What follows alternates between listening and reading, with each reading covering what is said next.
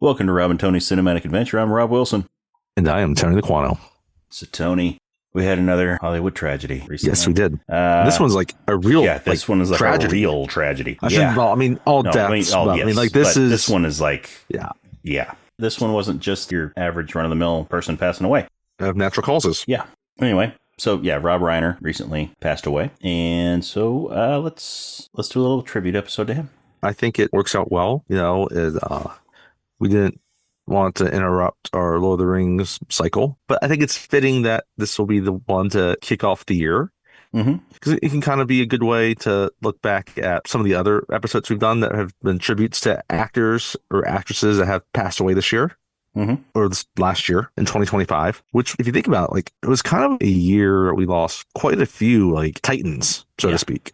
One of our first episodes that we did for this was Gene Hackman with Crimson Tide. But we also did one for Val Kilmer with Batman Forever, Terrence Stamp with The Limey, and we also had Superman 2 this year, which he was in. We did Diane Keaton, Annie Hall. Am I missing any others? From that we did 25, I don't think so. We had a couple in 24. And we had James Earl Jones. And then, here at the end of the year is Rob Reiner. And there's multiple others we could have done. David Lynch passed away. Oh, Robert Redford. Yes, we did. We had Robert Redford. We did 3 Days of the Condor.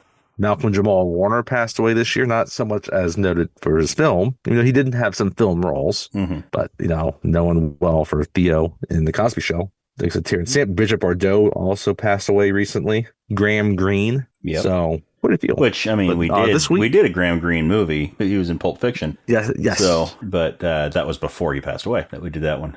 So, now we're on to Rob Reiner, who is obviously not just a major director, just kind of a major presence in Hollywood. His father, Carl Reiner, was a legendary comic. So, then even before he became associated with film, right, he was in All in the Family. Yeah. As Meathead. Yep. Yeah, he was one of those directors that was also an actor, right? He got to start with acting and then moved into directing while still taking the film role. He took occasional film roles. He did film role or TV role, by the time he started directing, but he did take the occasional film role. He had a huge string of success in the 80s through the early 90s, and then his films did not do quite as well after the mid 90s, but he still maintained a presence within Hollywood, sometimes acting, and then just his advocacy, whether you agreed with everything about his views or not. Yeah. South Park skewered him multiple times. Yes, they did. But if South Park's not making fun of you, then you're not important. Exactly. People should take it as a huge compliment when South Park decides to make fun of them. Yes, they should. Unless maybe you're Kanye West. Maybe then. But it still means you're somebody. Yeah.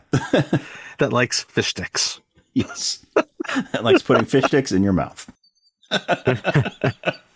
No, but Rob Reiner, he's always been a name I've known since being a kid because my parents knew him. He was a respected director, and because of his time on All in the Family and who his dad was, he's just been a presence within Hollywood. And then when it came out that he was murdered along with his wife by their son, it was just shocking. Allegedly, yes. Yeah. So I think it's appropriate that we're going to do one for him, and I think we settled upon a good movie. Yeah. Me too. To honor him with. Yeah. And it's not the first. We've covered him before with The Princess Bride. Yes, we have. And he was one of those directors that he didn't shy away from different styles of movies. Oh, no. Right. Like different genres. You have your directors that stick with action. You have them stick with drama, stick with romance, stick with, horror, whatever. He had a wide variety of genres that he would dabble in. And for the most part, he knocked him out of the park. Yeah. Like I said, it wasn't really until later in his career where he just started stumbling a bit with it. The last movie that he made actually came out last year was a sequel to his first movie. This is Spinal Tap 2. But his success in the last 25 years has not quite been there as much. I remember The Bucket List when that came out. That seemed like it was big Oscar bait because Jack Nicholson and Morgan Freeman did it together. Yeah, right? But Rob Reiner directed it. It may not be as memorable of a movie nowadays, but people still use the term bucket list, and that was not around before that movie. But it's looking at, again, like some serious, like courtroom dramas, romantic comedies, fantasy comedies, right? Straight up like adolescent dramas, mockumentaries. Yeah, it's quite the list. And like from 84 to like about 96, he had very few misfires. The first big misfire he had was North, Mm-hmm. but then he kind of rebounded with The American President right after, the next year. And the Ghost of Mississippi after that. So, um, yeah, so, picking which one to do was like, okay, well, where do we go? Which one should we choose? Because we could have done A Few Good Men. We could have done Misery. We could have done Stand By Me. We could have done This Is Spinal Tap. Yeah, but we decided to go with a movie that's constantly been one of the top-rated Rob Reiner movies by fans and critics. By fans and critics, and a lot of the ones I just mentioned are very enduring. This one, I would stand to say, though, that this, along with maybe Stand By Me and Princess Bride, tend to be probably, his the top 2 or 3. Yeah. Some people might slip in Few Good Men in there. Misery is good. Misery is more about how good Kathy Bates is. Mm-hmm. It's a good movie. It's not as good as the other movies, but Kathy Bates does elevate that movie. Yes, she does. But that's not the one we're talking about today. The one that we were talking about today, yeah, like we said, is constantly like ranked up in the top 2 or 3 Rob Reiner films. We've already done one of the movies that's constantly rated up there when we did Princess Bride. We did Princess Bride. So this time we're going to talk about, what are we talking about today, Tony? When Harry Met Sally. When Harry Met Billy Sally. Crystal and Meg Ryan. Yeah. Which will be our first Meg Ryan movie. Yes, not our first Billy Crystal movie because he had Princess Bride. He has a small role in Princess Bride. First movie of where he's like the star. And I think it's a good representation of Rob Reiner, right? Yeah. It's very relies a lot on dialogue. Mm-hmm. It's got particular wit to it. And, I think one thing you can tell from him, because he is an actor, right? He's, he there's a big focus on kind of like the actors. Yeah. And the roles. And that comes through a lot in this. But there's also a large kind of not theatrical in terms of the movies, but like just play, like theater type, focus. You could easily see this being made into a stage play. Yes, you could. Yeah, really, you could. And it's very much kind of just focused character-wise in that sense. Because it's a movie that's not so much heavily plotted. It's relies a lot on just kind of dialogue and interactions between the characters. Yeah. Over the course of time. In a way, it's kind of like a Tarantino movie without the violence. Yes. And without the feet fetish. That too.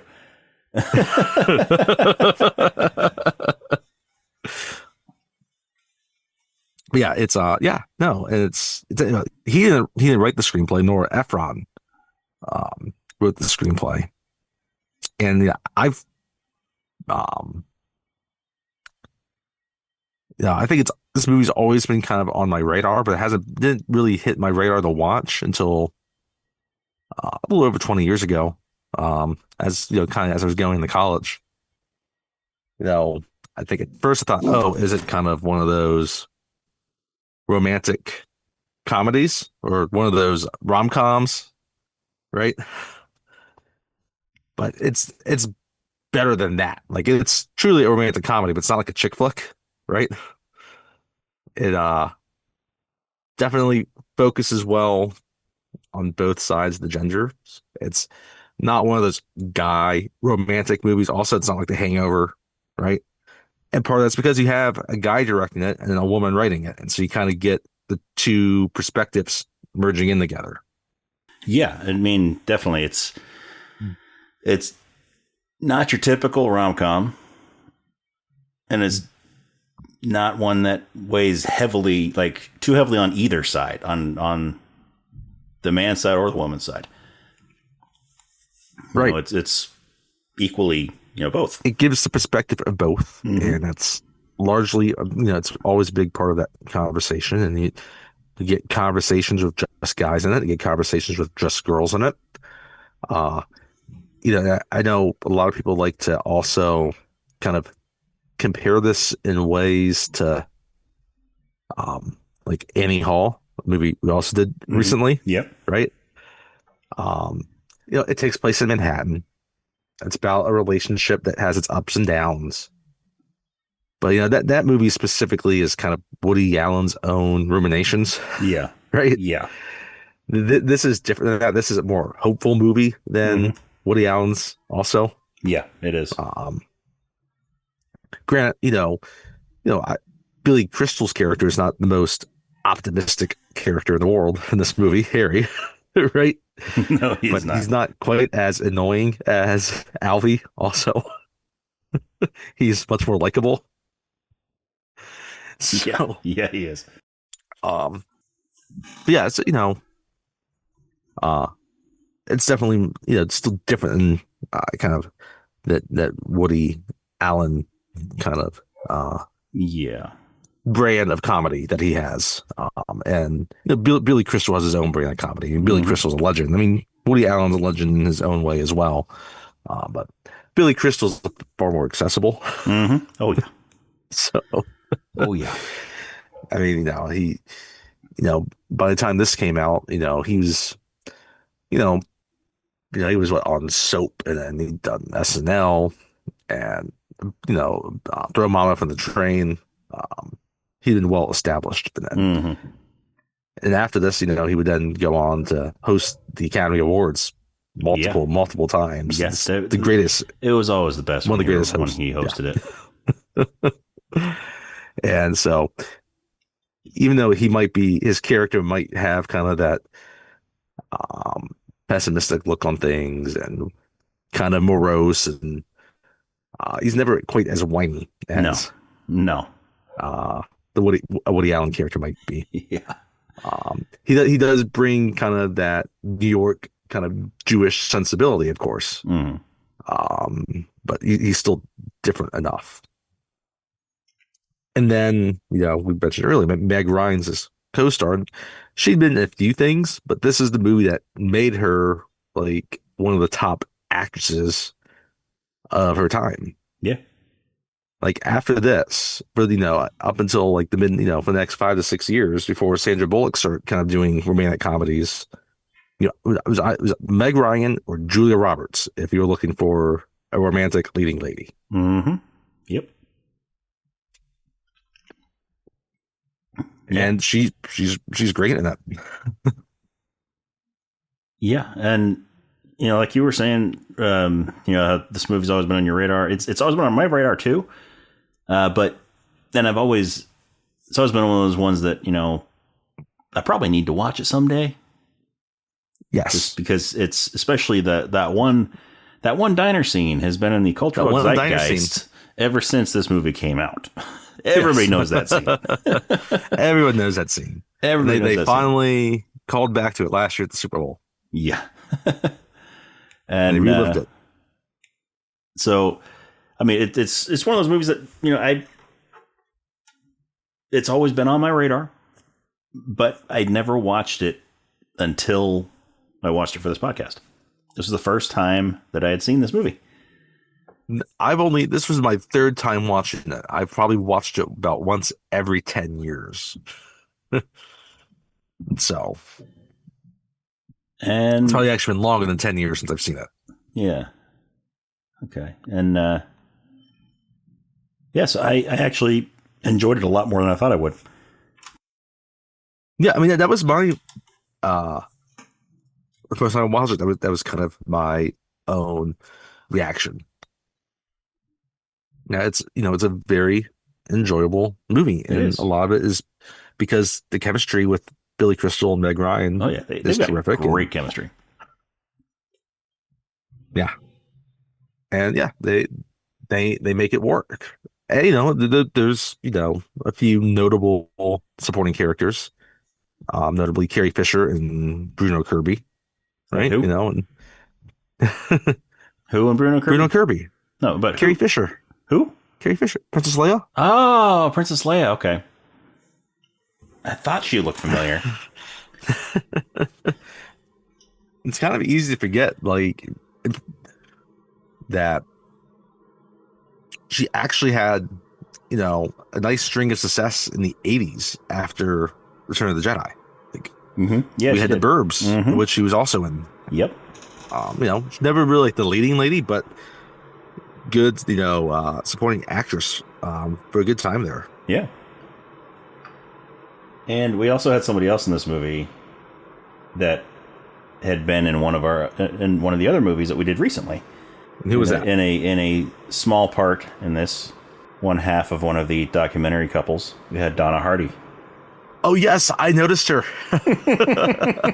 I kept waiting for her to say, "That boy's one mean motherfucker." Yep. But she didn't say it this time. She didn't say it this time. I imagine that she did, though. Yes, because there was perfect in one of her, in like part of her dialogue with everything, with the guy playing her husband and all that. There was one point in there where she could have slipped it in there. She could just looked at her husband. It's like, that boy, one mean motherfucker. Yeah, because they were talking about. I think it was they were talking about the time that they met or something, and like they saw each other, and I mean that would have been the perfect time for her to be like. And I looked over there and I saw him, and I thought, that boy's one mean motherfucker.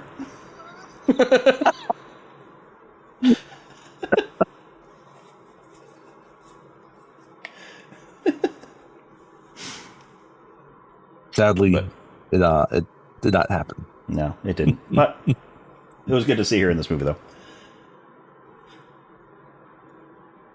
I'm looking at IMDb, and in her 4 known fours, right? One of them is not The Running Man. One of them is When Harry Met Sally. Mm-hmm. Yes, she was also in this. Yeah, but no, I was kind of surprised at how much I enjoyed this movie. Yeah, it's an enjoyable movie. Went into it, expecting, your run-of-the-mill Meg Ryan, like 90s Meg Ryan movie. Yes, right. That's why I was not. It was like I knew of it, like for a time, but like it wasn't really on my radar to watch. Because that's kind of what I expected. Yeah, but it's not that. It's not. I mean, it was the 80s. It wasn't the 90s, but it was the end of the 80s. This movie came out in 89. Yes. But yeah, no, it was not your regular run-of-the-mill Meg Ryan movie. No, it was, the two of them just had such great chemistry. Oh, I know we said that already, but they did.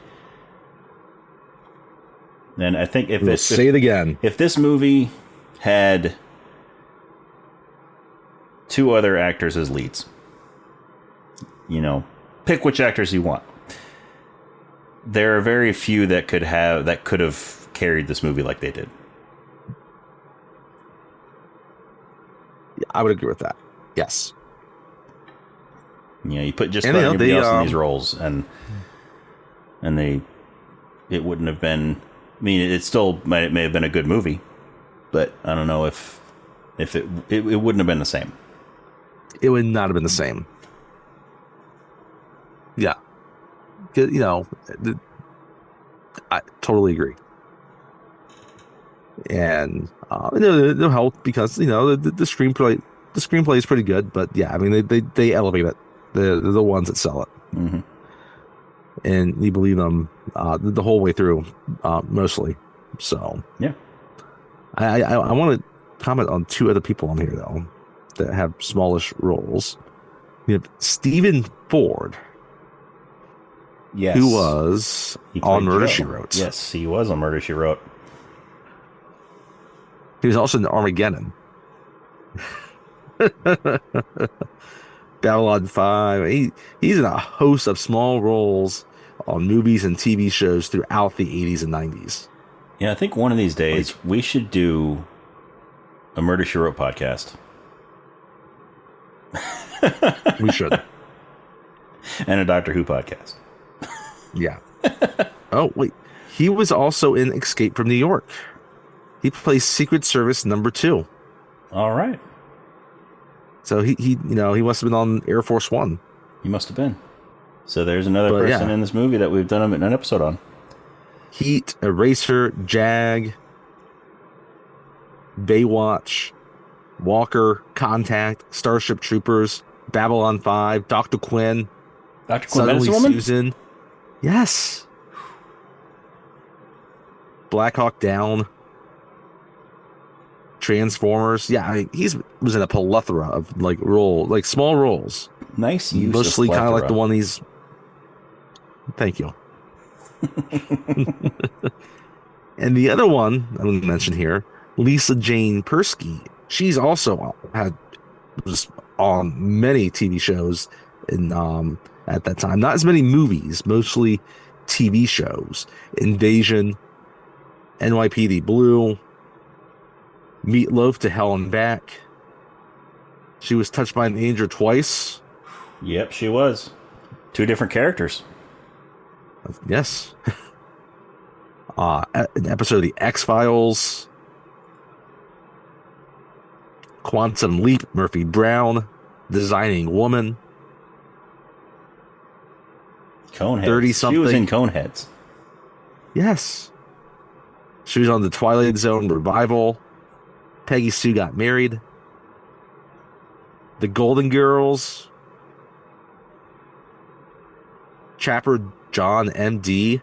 The Incredible Hulk, Quincy.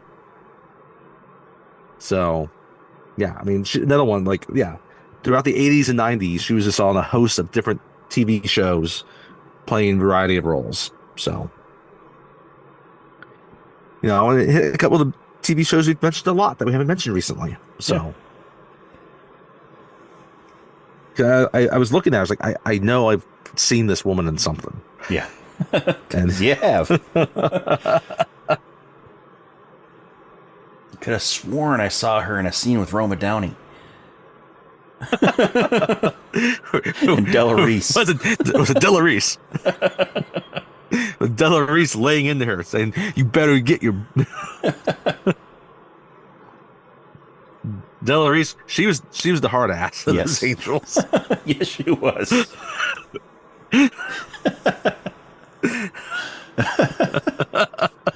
She was the only one that could make Andrew cry. The angel of death cry.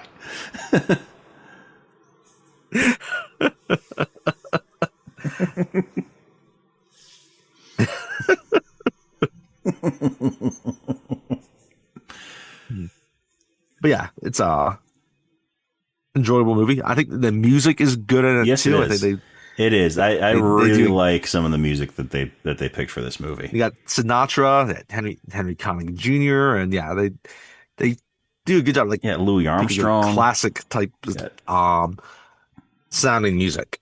It fits, because it fits the romance angle of it, but it just fits just the style. It's it feels like it's kind of a classic movie in some ways, right? Now, it's made in '89, but it feels like outside of some of the dialogue and the one scene, it's a movie that could have been made in the 1940s. Yeah, it is. It really is. And what I want to know is so all the great music that's in it, like we mentioned, Sinatra, Louis Armstrong, Harry Connick Jr. is the only one that actually gets a mention in the credits. Yes, not sure what that's about. Because with a special performance by Harry Connick Jr., it's a song that's being played at a New Year's party. Yes. That isn't any more, that doesn't stick out any more than the other songs that are played during the movie. Mm-hmm. So why does Harry Connick Jr. get a special mention in the credits? I don't know. But anyway. What's interesting about this is that Harry Connick Jr. won a Grammy for this. The movie based off the soundtrack for Best Jazz Male Vocal Performance. Oh yeah, Ray Charles, Ella Fitzgerald's in it. Yeah, it's just such a nice soundtrack. It's a movie that fits our time of year. Also, there are Christmas scenes and there are New Year's scenes in this movie. Yes. Yeah. So it's very well themed for a time of year also. Yeah, which that's just a happy accident. That is a happy accident. We don't have happy that. accidents. we don't make mistakes. We just have happy accidents. All right, Bob Ross. I would love to have a Bob Ross original. Yeah, that would be awesome. But that's all to say. Again, like Rob Reiner is the director. He's the one that helps bring it all together, and it's it's one of the movies that he's most well known for. Mm-hmm. So I think it's a fitting one to remember him and to choose to do for him. So. Definitely. So, shall we get into it? We shall. All right. As always, spoiler alert, we're going to be talking about this entire movie, beginning, middle, and end. So if you've not seen it and you don't want to be spoiled, pause the podcast, watch the movie, and come back and listen. If you have seen it or you just don't mind being spoiled, keep on listening, but you have been warned. We are going to spoil this movie. And it's, we talked about Annie Hall. This movie almost starts a little like Annie Hall, where it's just credits going over it, right? Mm-hmm.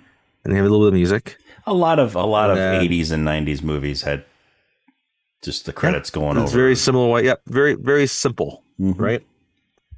While music's playing. Then this movie, instead of the beginning, talking. So real quick, this intro, while the credits are rolling, kind of going over different parts of the city, it kind of reminded me of the opening to Return to Me with David Duchovny and Minnie Driver. Yeah, I remember that. Yep, I haven't seen it since high school.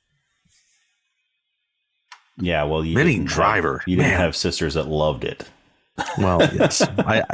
That's where I watched it. I was at your house. I actually just watched it not too long ago. In fact, I don't think I saw the entire thing. I think I got over there and I caught the last 20 minutes of it. Yeah. I just watched Minnie Driver not too long ago because my parents wanted to watch it and I was with them and they love that movie. And so they put it on and I came in while they were watching it. And, I can appreciate that movie more than I used to because now I relate a little bit more to the old guys in it.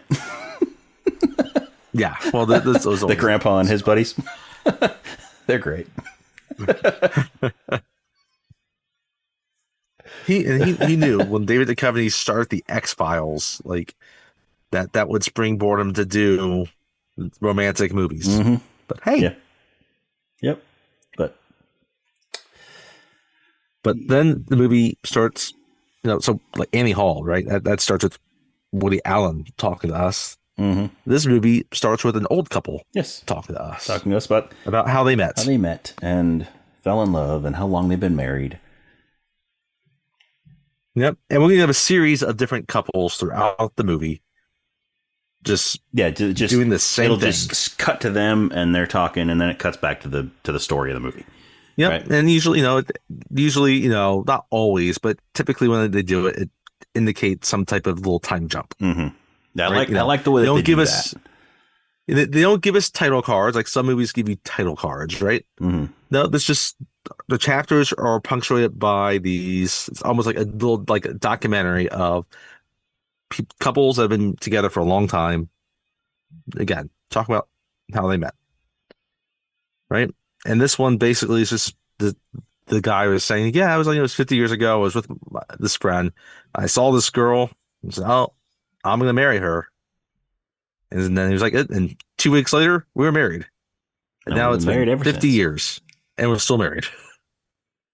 Very simple, right? Mm-hmm. And then we cut, right? And then we get something that tells us it's been just 10 years ago, right? So not, right? And it's on a college campus. Mm-hmm.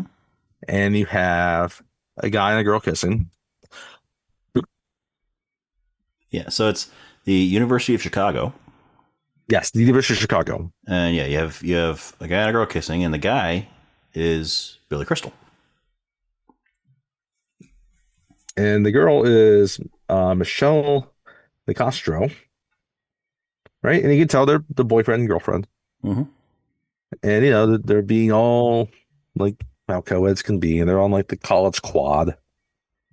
And you can tell he is about to, excuse me, he's about to move, right?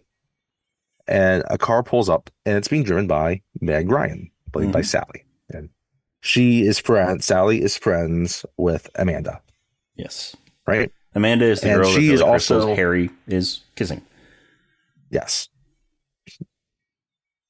But both Perry and Sally are about to move to New York. They have finished school, they have finished college, and they're going to go halfway across the country from Chicago to New York. Yeah.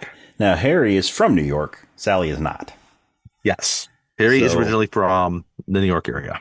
But yeah, right? so he's going back. They're going to ride together. They're going to carpool together because, I mean, they're both going the same place, but also because Sally is Amanda's friend. And so I would imagine that the idea came from Amanda. You know, like, Harry, so she didn't have to drive to New York. alone. I got a friend that's going that way. So yep. You two should ride together. Cost. It's cheaper. It's safer. You should do it together. Right. And so they kiss one last time, and Sally's kind of like disgusted by it a little bit. So she's kind of lays on the horn. Right. And she's like, "Oh, sorry, I didn't mean to do that." Right. She has a little smile about it. And then he puts his stuff. She has a hatchback. So he just opens up the back, throws his stuff in. Right. And gets in the car. And then he's about to kiss, Amanda. And it's like, "I'll call you when I get there." She's like, "Call me before then." Right. Because, right, this is what, like 1979. So no cell phones to text along the way. Right.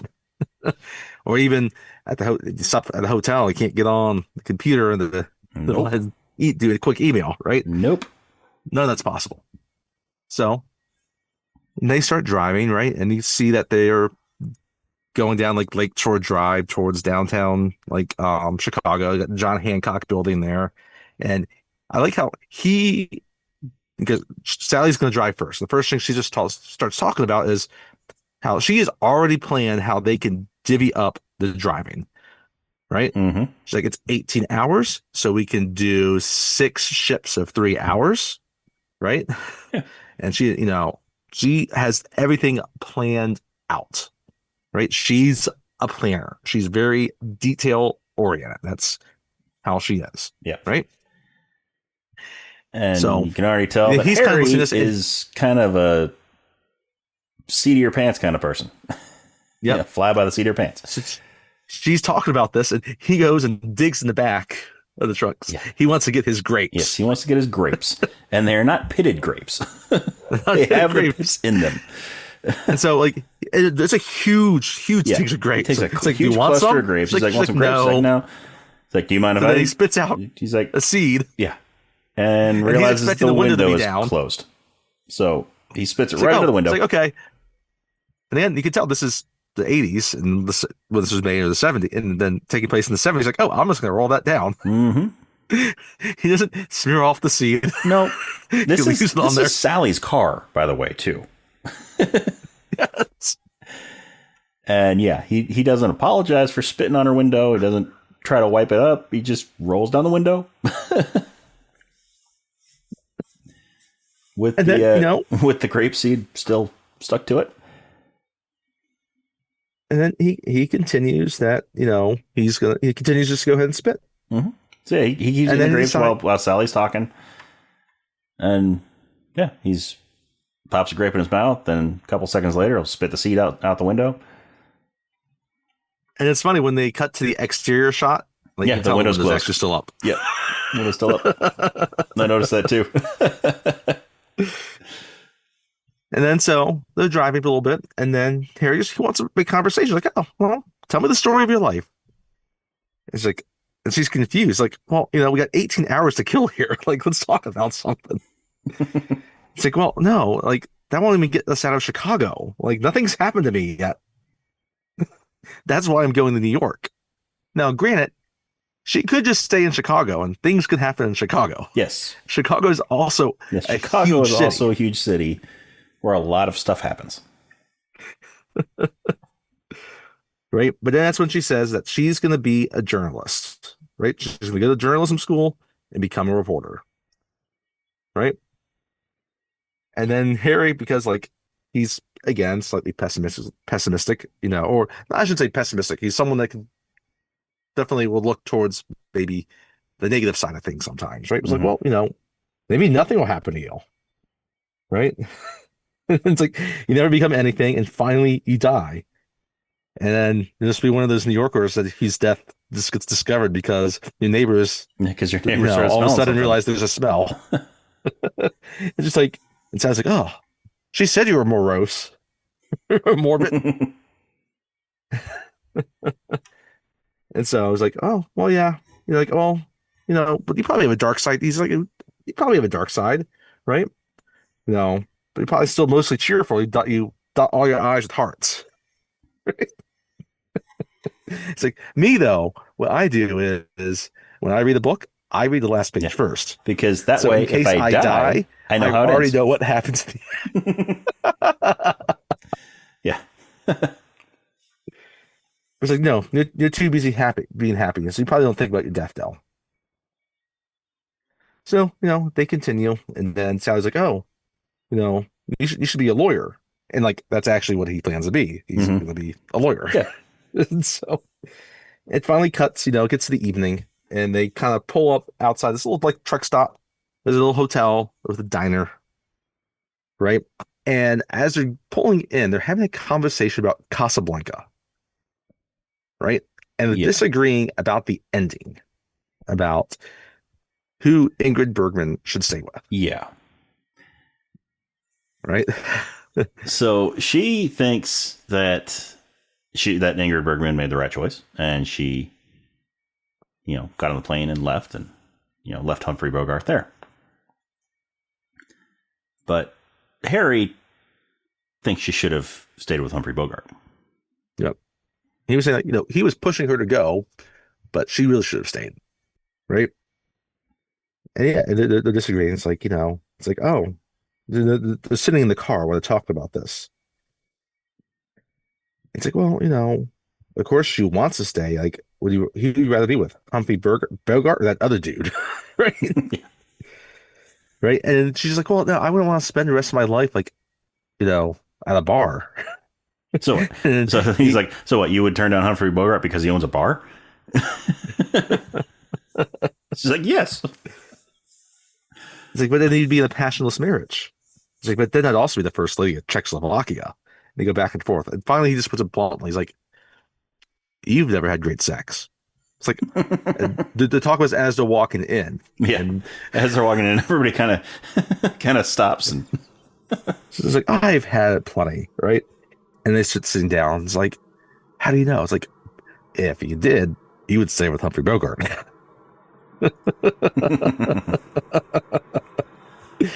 And so then the waitress comes and they order, and he orders very quickly. He's like, oh, I'll have the number 3, right? And she's like, I'm gonna have the house salad, but with the oil and vinegar, but on the side. And then I'm also gonna have the pie. Yeah, I'm gonna have the apple pie a la mode, but with the ice cream on the side. I don't want to touch it. I don't want to touch it, and it needs to be strawberry instead of vanilla. Mm-hmm. If you don't have vanilla, then nothing. Not nothing. But what about the apple pie? It's like, yes, but they're not. Pie, but yes, but they're not worms. Yeah. No ice cream. And then the waitress is just staring at her, and Harry's like, "It's like I just met her." Yeah. Harry's like, I just met this crazy lady, so please don't spit in my food.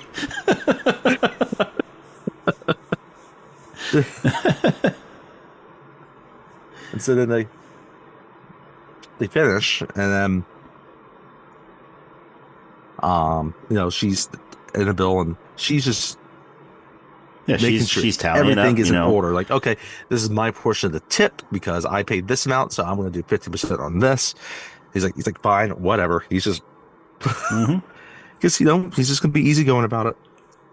And he's staring at her though, and all of a sudden she recognizes this. It's like, oh, do I got something on my face? It's like, oh no, you're beautiful. You're very attractive. And she's like, thank you. It's like, no, like really, like you're attractive, right? and so and she's like, so I was like, Harry, no, Amanda is my friend, right? It's like so. Like I can't say that you're attractive just because I'm dating a friend of yours. Like you're attractive. And she's like, so they continue on to get in the car, right? And then, it's like, oh, why are you coming on to me? Like, you know what? I'm going to take back the attractive things. Like, you can't take it back. It's like, no, it's already out there. It's like, oh, well, what should we do? Call the cops? Oh, no, it's already out there. It's already out there. Uh-oh. Like classic Billy Crystal, right? Right. So they get back in the car. It's like, she's like, okay, you know what? We'll just be friends. And they kind of continue on for a little bit. It's like, you know what? No. We can't just be friends. We can't just be friends. Like, why? Why? Because a man and a woman can't just be friends. Because they just can't. Because they're always going to be wondering what the other one looks like naked. They're always going to. Sounds like they do not. Yeah, there's always going to be that sexual tension. Like, they're going to wonder what the other looks like naked. And it sounds like, no, they don't. It's like, oh, they do. It sounds like, how do you know? It's like, because men and women just can't be friends because one's always the guy's just always going to be thinking about that. Like, even if what if she's unattractive? It's like, oh no, he'll still want to see it.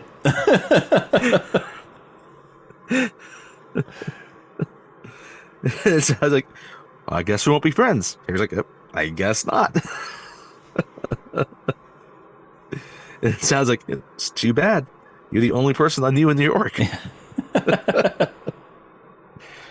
So they finally get to New York. They get to Washington Square Park. He gets out. He gets his bags out. Right? He says, thanks for the ride. So you're welcome. And then she says, have a nice life. Right? And he's like, you too. She drives off. And he picks his things. He walks off. Yep, he goes his way. And then we get another couple talking. Yep. And this one, they fell in love in high school. Right? But then she moved away with her parents. Right? And then, like 34 years later, he sees her walking out of this restaurant in the middle of Manhattan. And they looked at each other and they recognized each other instantly. Right? And then they get back together. Right? And got married after that. Yeah. Right? So now we cut. Now it's 5 years later. 5 years. Right? And we're at the airport. And we see Sally there. And she is kissing her new boyfriend. Joe. Played by Stephen Ford. And then as they're kissing, we see Harry kind of walk by them. And he walks by kind of quickly, but he stops. He walks by and stops, and he kind of comes in and takes a closer look. And it looks like we're expecting that he's going to say something to Sally. Yeah, but no, he says something to Joe. It's like, hey, Joe. Just like, oh, hey, Harry. Right? Well, no, I guess Sally sees it first, and she kind of stops it. And she recognizes Harry right away. And so she's expecting him to say something. But then he says it to Joe. And they start talking. And they used to, I guess they went to law school together, or they worked in the same firm for a while. They kind of have their back and forth, what's been going on. And then Joe introduces Harry to Sally. Right? And then you can kind of start to see the quick recognition, like, I know her from somewhere. I mean, I kind of saw this interaction to where maybe Harry recognized Sally at the same time that he recognized Joe. But yes, I could maybe buy that. didn't want to bring it up in case she didn't recognize him. Right. Because here's the thing. But you could definitely, I would see Sally remembering him a lot better because this is her drive to when she moves to New York. She would remember that drive with this guy where it was kind of this awkward 18 hours. Yeah, definitely she would remember better than he would on that. But yeah, so, I kind of saw it as, then that sudden recognition or that slight recognition when she's introduced to him.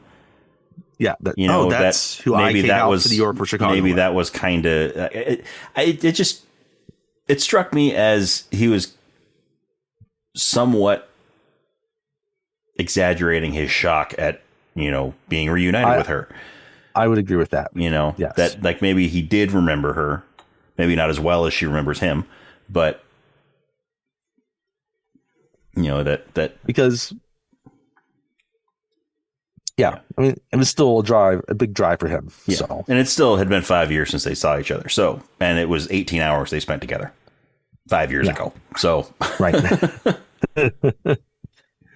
So, when he leaves, Sally's like, "Oh, thank God he didn't place me. Like, I drove from Chicago to New York with him after college. It was the longest night of my life." And Joe's like, "Oh, what happened?" It's like, "Oh, well. He made a pass at me. I said no. He was going with a friend of mine. Oh, what was her name? I can't remember her name. Like, you don't get involved with me. I'm 26 and I can't remember this girl I was best friends with 5 years ago." It's like, well, no. So he made a pass at me and I said no. So, and you told him no? No, he just said that we can't be friends because, the physical part just gets in the way. And she looks at him. It's like, do you think that's true? Can men and women just can't be friends? And he thinks about it for a second, and he's like, "Yes." No. You can see he wants to say yes, but he says no. He lies. And then they're about to kiss again. He's like, "Oh, Amanda Reese. That was her name, right?" And so they get onto the plane, right? And as fortune has it, so she's in a middle seat, right? You got the aisle, middle window, right? And then behind the row behind her on the aisle, on the aisle is Harry. And she is just thinking about Joe, right? She's thinking about this. You could tell that they probably haven't been dating very long, right? She's still kind of in the starry-eyed phase of this. Mm-hmm. And you see Harry behind her kind of looking, taking a, takes a double take, and then and then before he says anything, the waitress comes up. And it's like, "Oh, do you need anything to drink?" It's like, "Oh, yeah, Bloody Mary mix." Yeah, she's right? She's like, "Do you have Bloody Mary mix?" And that's right. The stewardess is like, "Yes." And then stewardess, thank you. It's like, "Well, no, how about no? Bring me some tomato juice and a bottle of Bloody Mary mix. I want to fill in the tomato juice 3/4 full, and then put the Bloody Mary mix in for the rest of it." Right, and that's when it really clicks for Harry, and he interjects. It's like, excuse me, I'm sorry. It's like, oh, it's like, put a little, make sure you put the lime on the side for her, right? And then Harry, looks up, and then the guy, the guy that's sitting in the aisle seat next to Sally. Sally starts kind of looking at it and at them. He's like, "Oh, do you know each other? You went to the University of Chicago, right?" It's like, "No. Did we ever?" And he makes a motion, it's like, no. No. The other guy's kind of smiling at this kind of conversation. It's like, and Fonz's like, "Yeah, we drove from Chicago to New York together a day after graduation." It's like, yes. And so that's the guy on the aisle. It's like, do you guys want to sit next to each other? And Harry's like, yeah. And Sally's like starting to say no. Harry's like, "Oh, thank you. And so the guy gets up and trades seats with Harry. And then Harry's like, "You were a friend of Amanda. I can't believe you don't remember her name." Right? It's like, whatever happened to her? And sounds like, I have no idea. Hey, they didn't have Facebook back then. No. Or Instagram or TikTok or any way they kind of connect that way. Anyway. So they continue to have a conversation. Sally's just kind of being rude to him, And so, yeah, because she still remembers this 18-hour car ride with him. Harry's like, "You were going to be a gymnast, weren't you?" He's like, "A journalist." Oh, that's what I said. Like, Yeah, did you? It's like, yes, I am a journalist. I work at the news. I work at the news. The Yes, news. The news. The news. I work at the news. Which news? Huey Lewis in the news? New news. Wait. Huey, maybe. Yes, Oh. maybe she is the news to Huey Lewis. Never thought of that. There we go. I like it. Great theory. We're going to roll with it. Anytime we see her working, we're going to just pretend Huey Lewis is there. Yep. Right? It's like, and then you're with Joe, and you've been together for what, 3 weeks? It's like a month. How did you know? Well, he took you to the airport. It's clearly the beginning of the relationship. That's why I never take anyone to the airport at the beginning of a relationship.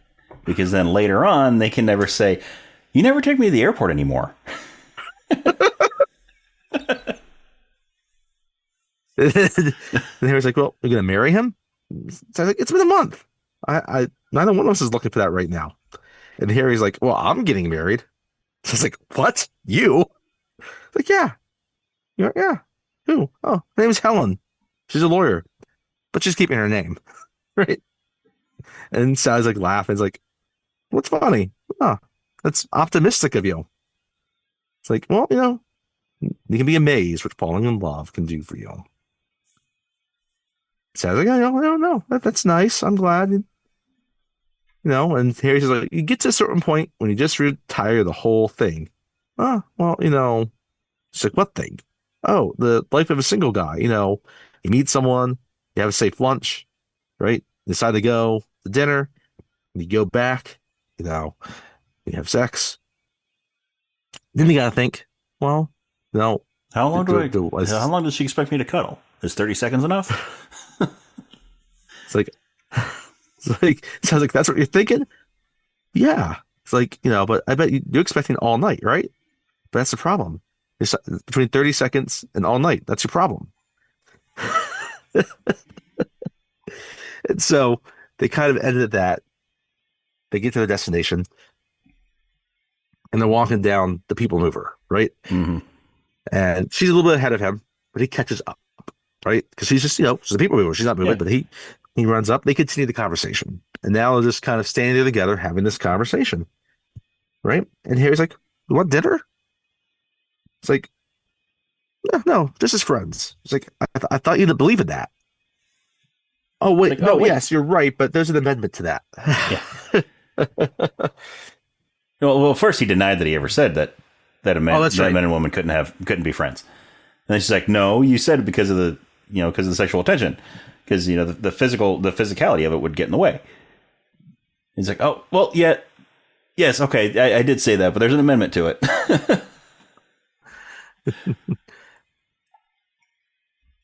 Right. So he goes through the whole amendment, and then he's like, no, but then scrap that. There's no amendment to it. No, I still stand by that. Right. She walks up a little bit. He lets her walk up again, and he goes up again. It's like, you know what? I'm just gonna let you walk ahead. Yeah. Right. And I'll stop. They leave it there. You keep walking. And we cut to another couple, right? And then this one, right? They got married 50 years ago. Mm-hmm. They were married for 3 years and got divorced. And then the guy married somebody else. Barbara. But right? Well, no, first he lived with Barbara, but he didn't marry Barbara. He married Marjorie. And she keeps reminding him of all these different women. Mm-hmm. He was between the two, her and the right. But it's like, but then I divorced her, and then married Katie. But that was less than a year. And it's like, well, don't forget Roberta. Oh yes, Roberta. Right. Well, then they divorced again, and then he saw her at some person's funeral. Mm-hmm. They met again and got married. They got married again. So this is their second marriage to each other. You can tell, yes, and you just wonder, how long that one's going to last. Yeah. And we cut back. Now it's 5 years later again. Right? And now we have Sally with her two friends. Princess Leia. We have, yeah, and Alice. Princess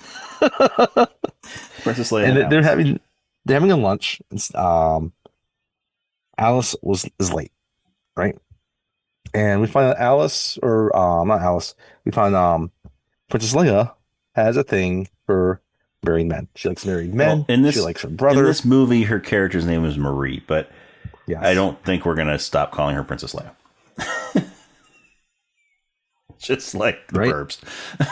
And she finds out that her boyfriend is married, right? Mm-hmm. That they just bought a dining room set together because she was looking at his credit card statement, right? And it's like, well, he's never gonna leave her, right? It's like they never leave her, right? Right? And then Alice looks at her like, and finally Princess Leia looks like, well, Sally, you got the last good one. And she lets it out that she and Joe just broke up. Joe and I broke up. Right? It's like, oh, what happened? It's like, yeah, 3 days ago. And Princess Leia's like, oh, Joe's available now? So like, but I'm not upset. Like, how are you doing? I'm not upset. I'm fine. I'm fine with it. Yeah, we kind of growing apart for a while, and then Princess Leia and Alice just look at her like, your clock's ticking. It's like, no, I'm only 32. I got like 5 years before the clock really ticks. So Princess Leia decides she's gonna try to hook her up with somebody. So, so she pulls out a Rolodex. She carries a Rolodex around with her. She carries a Rolodex around with her. It's full of guys that she could hook other women up with.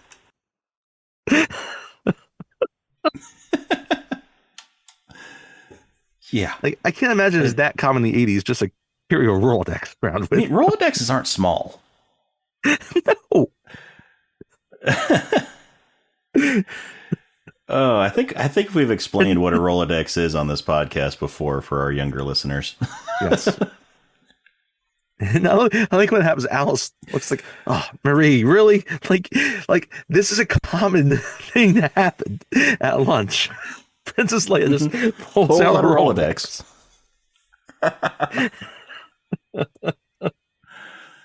I mean, I guess it was the 80s. People did have big purses. Yes, they did. So they go through some cards, and again, Sally's really not that interested, right? It's like, I'm not really looking for anyone that might even be transitional right now. Just no, Don't bother. Right. So now we cut to Shea Stadium, not Shea Stadium, the Meadowlands, Giant Stadium, a football game. And Harry is sitting next to his best friend, Jess, played by Bruno Kirby. Who they would later be in a movie together again in City Slickers. Funny movie. Yes. Maybe I'm sure we'll do that one on this podcast in the future. Yeah. I used to love that movie. It's been a long time since I've seen City Slickers. Yep. Also, Daniel Stern's in that movie with Jack Palance. Yep. Right? And so you can tell also Jake Gyllenhaal's first movie. It is. So this is a similar type of conversation, but it's more from the guy's perspective, right? And so we get Jess saying, "Oh, when did this happen?" Right? And again, you have all this football action going on. It's like, yeah, well, no. Friday, Helen comes home. She says, "I don't know if I want to be married to you anymore." Like it's the institution, like it's nothing personal. It's like, hey, yeah, no, I've been thinking about this. It's just very casual. So I'm calm. I say, why don't we think about it? Let's take some time. Let's not rush into it. Right? It's like, well, okay, well, let's actually do like a trial separation, right? Like we can still date. He's like, no, I got married because I didn't want to date anymore. And now then it'd just be weird to date my wife. Like, that doesn't make any sense, right? Yeah. And and Jess is listening carefully, like a good friend, right? And it's cold out, right? It's football season, and so it's like, yeah, no, I only like, yeah, and why date your wife? He's supposed to love you. Because what I'm saying to her, when it crosses my mind, it's like, maybe she doesn't love me anymore. So I say, don't you love me? Don't you love me anymore? And you know what she says? I don't know if I ever loved you. And now it's funny. They're having this serious conversation, but the whole stadium is doing the wave. So right after he says this line, they stand up, they do the wave, and they sit right back down. What a couple of guys. That's harsh. It's like, yeah, just like, and he's like, yeah, you don't bounce back from that right away. And you're like, thanks. It's like, no, I'm a writer. Like, I know dialogue. That's harsh. And then she says, well, she just found out that somebody at her office is going to South America and she could sublet his apartment. And I can't believe this at this point. Like, it's like then the doorbell rings. And I'm thinking I can sublet his apartment. These movie guy, I start getting this cartoon, and these moving guys come in, right? This guy it's like, when did he call these movers? Well, and she's not looking at it. I look at them, and there's this guy there. His t-shirt says, "Don't fuck with Mr. Zero." Yes, don't fuck with Mr. Zero. And so I look at this guy that says, when did this lady book you? It's like, 3 days ago. Or a week ago. A week ago. And so he's like, so you knew this a week ago. Like, Mr.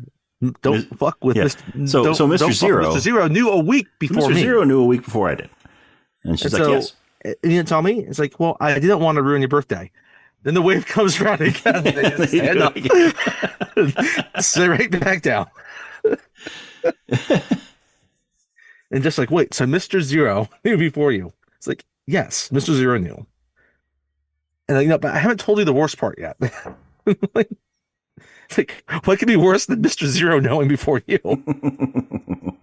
Well, it's all a lie. Like, she's in love with another guy, some tax attorney, and she moved in with him. Well, how did you find out? Well, I followed her and stood outside the building. Just like that's awful, right? That's humiliating, right? Yeah, I'm just standing there like the ultimate schmuck. Like, I knew this could happen. The whole time I knew that we were happy, but it was just an illusion, and that should kick the shit out of me. Marriage, and then just like, yeah, well, marriage doesn't break up on account of infidelity. It's a symptom. Something else is wrong. Right? It's like, oh, and he's like, well, that symptom is fucking my wife. And they stand up again. Do the wave again. And then they sit down. And Jess just looks at him, he's like, well, we got the apartment, right? And here, let's look at him. And it cuts. Right? So we don't get a couple this time. This time we cut to a bookshop. And now it's Princess Leia, talking with Sally. Right? And Princess Leia is still like, oh yeah, she's still looking at the bill. And they kind of a similar situation where like Sally's like, he's never gonna leave her for you. He's never gonna she's never gonna divorce him for you. Or he's never gonna divorce her for you. He won't leave her for you. And while they're talking about this, Princess Leia feels a disturbance in the Force and looks over at the personal growth section, and there is Harry there, and he has caught sight of Sally, and he's looking over at them like he's pretending to read the book. He's not being very subtle about it. Yeah. And then it's like, oh, yeah, well, someone's looking at you. And Sally's like, oh, I know him. You'd like him. He's married. So, Princess Leia's like, oh, well, who is he? Like, oh, he's Perry. He's like a lawyer, political consultant. It's, oh, well, he's cute. So like, you think he's cute? Like, how do you know he's married? Well, last time I saw him, he said he was married. When was that? 5 years ago. Like, you sure he's married? And then he comes closer, and Princess Leia casually walks out of the bookshop. Mm-hmm. Now it's just the two of them standing together again, and they catch up, right? And he asks how Joe's doing, and it's like, oh, yeah, we just broke up. I was like, oh, well, that's too bad. Oh, what about you? Like, oh, I'm fine. She asked him how married life is. Like, yeah, I'm getting divorced. He's like, I'm sorry. And like, it's like, no, I'm really sorry. Right? It's like, yeah, it's been a couple weeks, and then, but they both like this all happened like pretty much at the same time between the both of them, right? Yeah. It's like, yeah, well, she left me for like a tax attorney.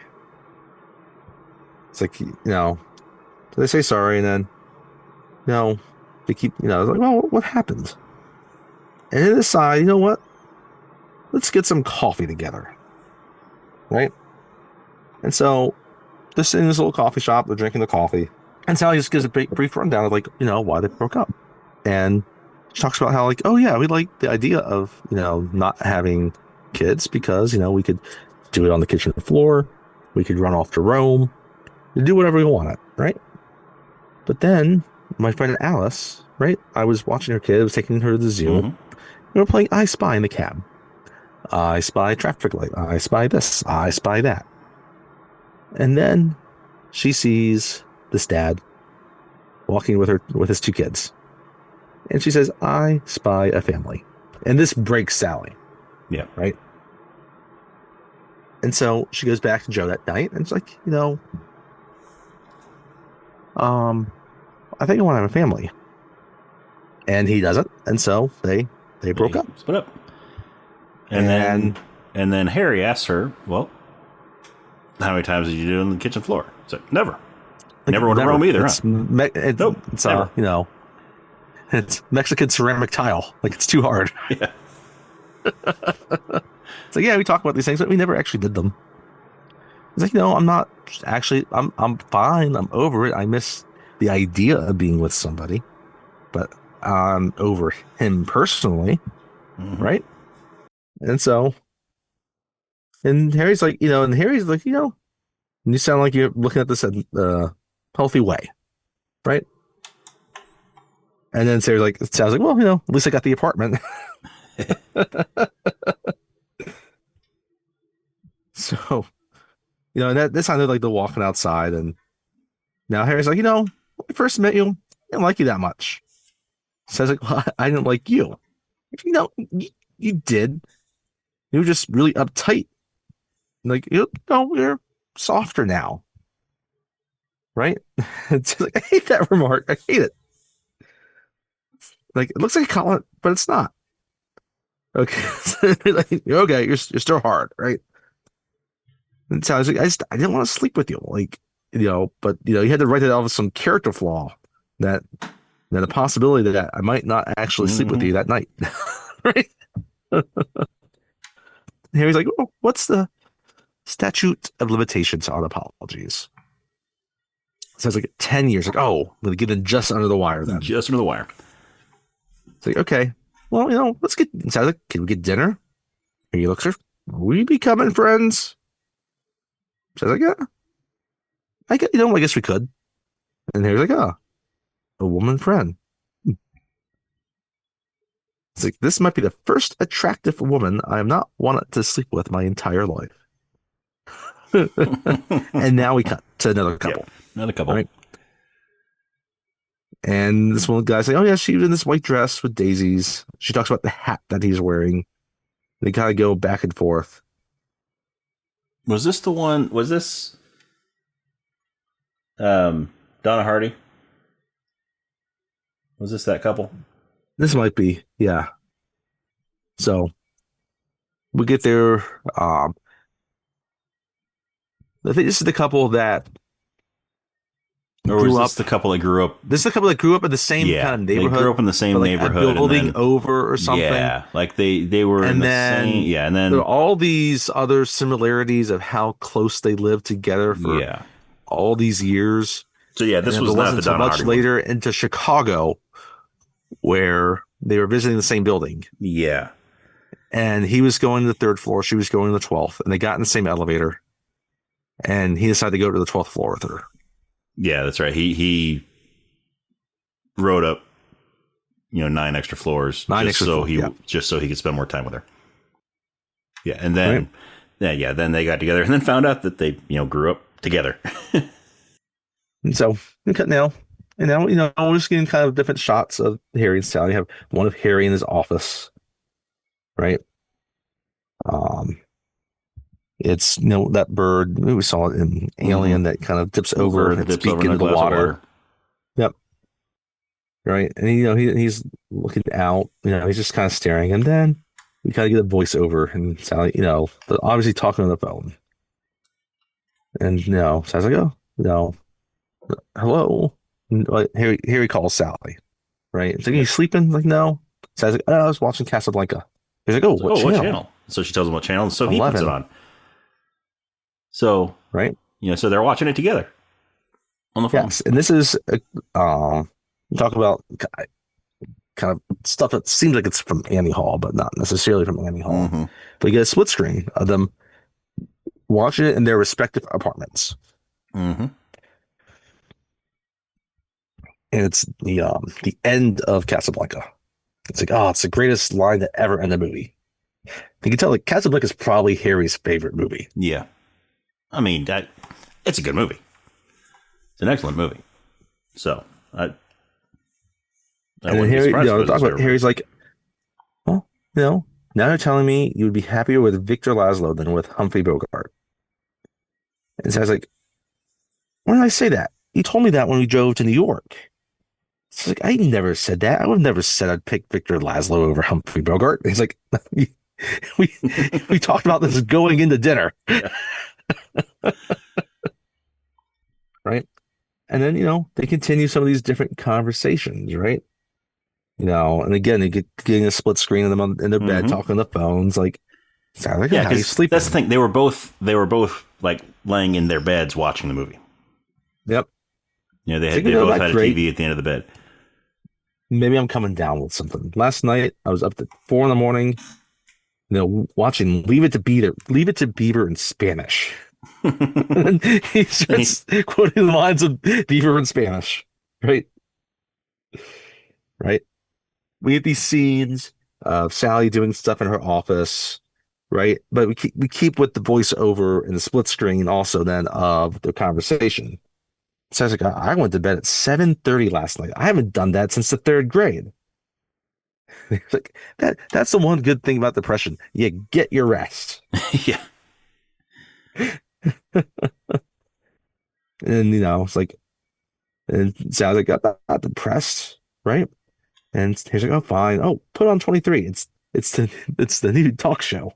It's like, how can you watch that, right? And then they keep talking, and and then Harry's like, do you still sleep on the same side of the bed? And she's but now I'm basically losing the whole bed. I did it first, but now I'm pretty much sleeping on the whole bed. Yeah. Right.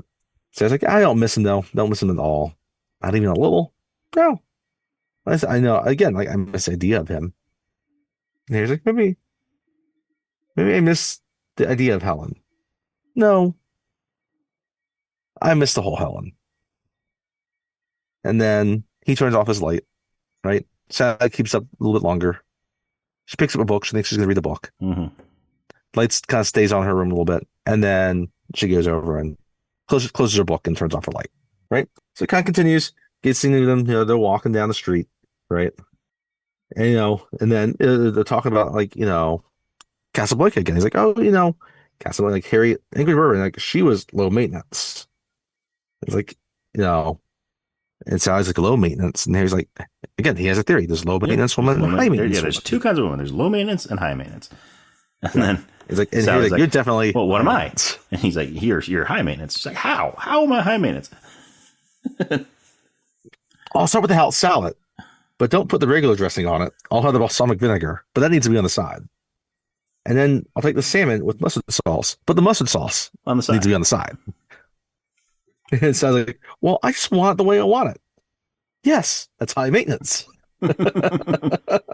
Right. And they talk about these dreams that they have. Sally has this dream about some, there's sex dreams essentially, right? And he's being judged by these Olympic judges, one of whom is his mother. One of his mother. Yeah. Like, I get one and it's like 10, 9.5. My mother gives me a 6. And then Sally's involved some faceless man. Right? Yeah. And then, they go on. Now they're in this museum. They're talking. And he's like, hey, go repeat after me. May I have some pepper? Right? And he gives this whole thing, this whole line about having some pepper with tomato juice with it to go with the movie tonight and how to say it. And what we don't realize is that Sally has a movie date. Yeah, because they're using an accent. So they're talking in this this particular accent. And he's like, okay, so now I think the rest of the day we should just talk in this accent. Yep. And so he's getting it. No. Sally's trying. She's trying to speak in that accent. By the way, she is dressed a lot like Diane Keaton in this scene. Yeah, from Annie Hall. Yeah. Right? And then, by the end, it was like, you know what? No, you need to get out there too. It's like, no, I'm not ready. Right? And so, we don't see her date. We just cut again to Harry's apartment. And they're all unrolling this new rug that he got. Right? And she's saying, like, oh no, it was such an uncomfortable date. Right? It was bad. Yeah. So the portion of the apartment that they're unrolling the rug, it's sort of a narrower section that then goes into a wider and it opens up area to a wider section, yes, where the windows are. And so they're rolling. They have to re-maneuver where it is. Like, oh no, it's got to go this way. So they, so they pass each other the corners and they, turn the rug. Oh no! So while they're doing that, Harry's talking. No, it's jumped. So you can tell, like, that date didn't work out for Sally. But in the time between that scene and this scene, Harry's now had a date. It's like, no, it was uncomfortable. Like, it sounds like, well, the first date back can be uncomfortable, right? Right? So they keep talking. It's like, oh, that's right. It's like, yeah, well, my first date back, like, yeah, like after he finished dinner, he reached over and pulled a hair out of my head and started flossing with it. That's just creepy. It's like, yes, it's like, that's a dream date compared to mine. Like, it's not fine. She was nice. Went to this Ethiopian restaurant. I was making some jokes. Like, I didn't know they had food like this in Ethiopia. This will be a quick meal. Yeah. Or 2 empty plates and leave. Like, okay. Like, that you need to judge your audience if that joke's going to land or not. Yeah. Because then again, maybe it's a good joke to lead with, because like if she finds it hilarious, she might be someone worth continuing with. Right? And so then it just goes, so like, oh, so I switched it down, some more small talk. I asked her, oh, where she went to college. She said Michigan State. And that reminded me of Helen. Right? And it's like, so I started having an anxiety attack. Right? And so I was like, wait, Helen went to Michigan State? No, she went to Northwestern, but they're both Big Ten schools. Yeah. No, she went to Northwestern, but they're both Big Ten schools. It's like, so it's like, well, it might be long before we both go to bed with somebody. And he's like, oh, no. I still went to bed with her. And then Sally's just staring at him. He's looking, and he just looks at the rug. He's like, is this too green? And so now you have Harry and Jess at the batting cages, right? Mm-hmm. And just having Guy talk about this, and Jess is confused. Like, I'm trying to understand this relationship yeah. you're having with her. I mean, you guys, Like, you just talk with her with no expectation of anything else, and you and he's find her like, yeah, attractive, yeah. It's like, and you're not why sleeping with aren't her. It's you like, sleeping no. with her? It's like, It's like, no, like, I can talk to her about things, right? That doesn't involve certain things. And yeah, it's very, freeing. And then I like to think that this scene inspired Happy Gilmore, because mm-hmm. then this is like 9-year-old. Yeah. That's like, So he's like, are you finished are you batting? finished yet? I've got a He's whole like, I got a whole pocket full of quarters. You will wait. You will wait your turn. And he's like, no, but yeah, because they're taking a break. You tell things that you don't tell me. It's like, no, I just get a different perspective. Yeah, because they're having this conversation, like they're hitting the balls, and then they stop and they sit there and they just talk for a few minutes, and that's when the kid comes up because they're not batting. They just keep on having their conversation.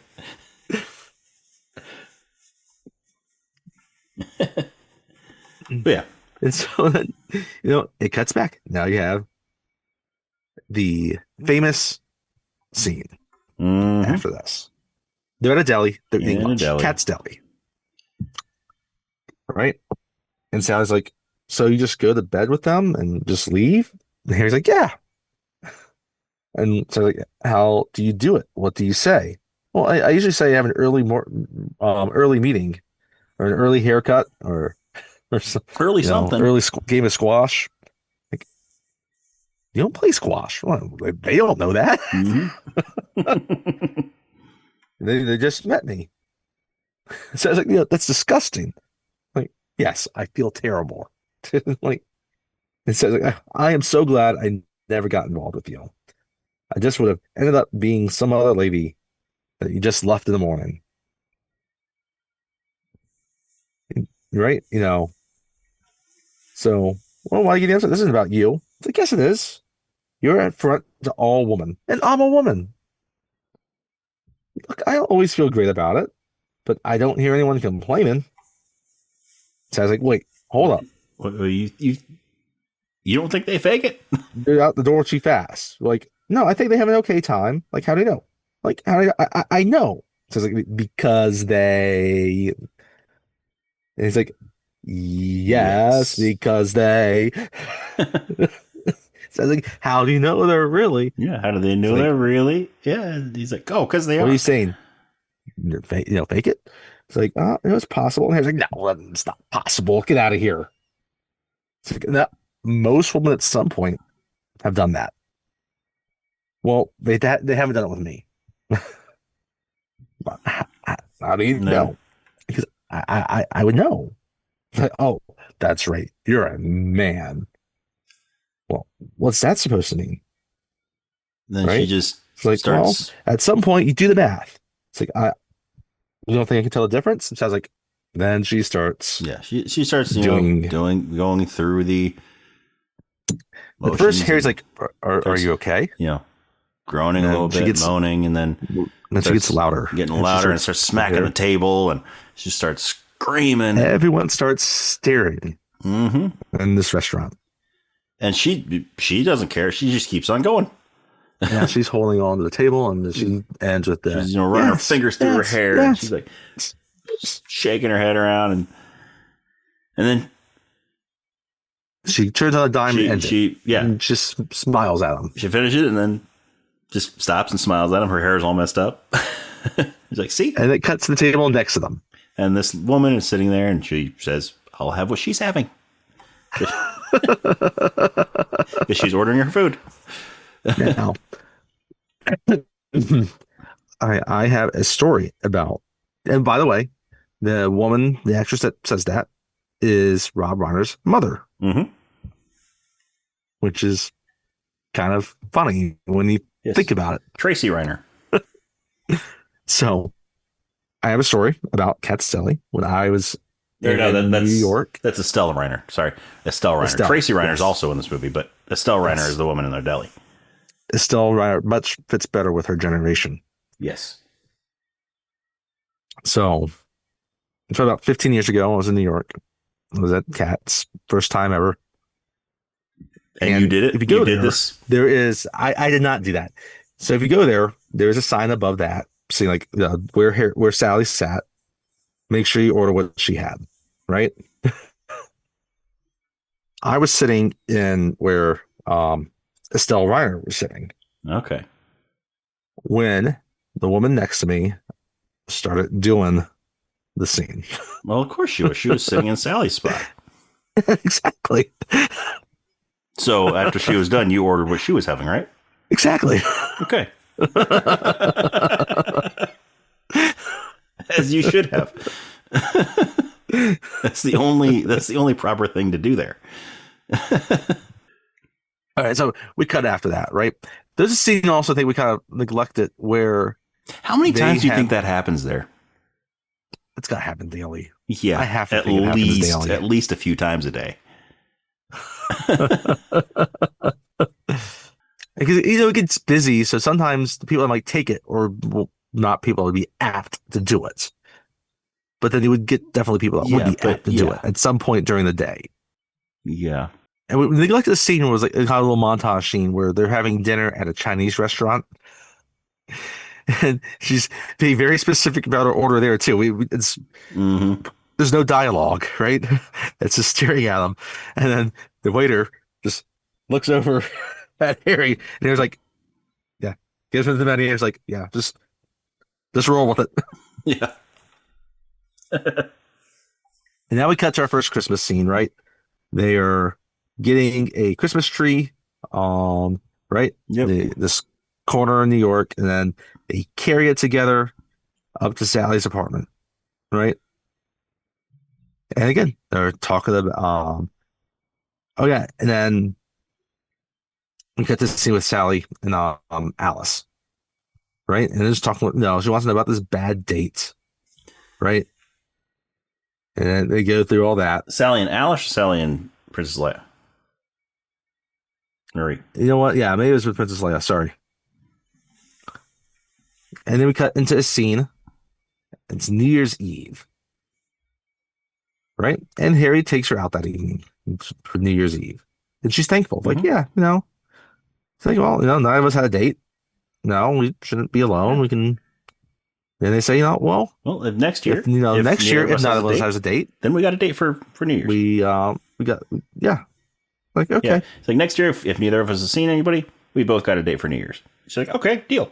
Right. And then New Year's happens. They say Happy New Year to each other.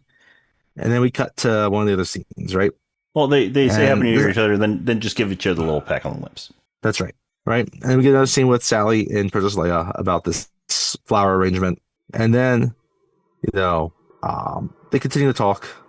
And we see that they kind of want to hook each other up with their friends, with Jess and Princess Leia. Yeah, because in this time we had at least one or two more conversations between Sally and Leia about Leia with her boyfriend who's married and how she's with another married guy and But now they're set up a double date. Yeah, they're setting up a double date. So it's really they're trying to set up. They want to set up each other with their friends. Yes. So Princess Leia with Harry, right? And Sally with Jess. And they're talking, and you can tell right away that Jess and Sally are just not hitting it off.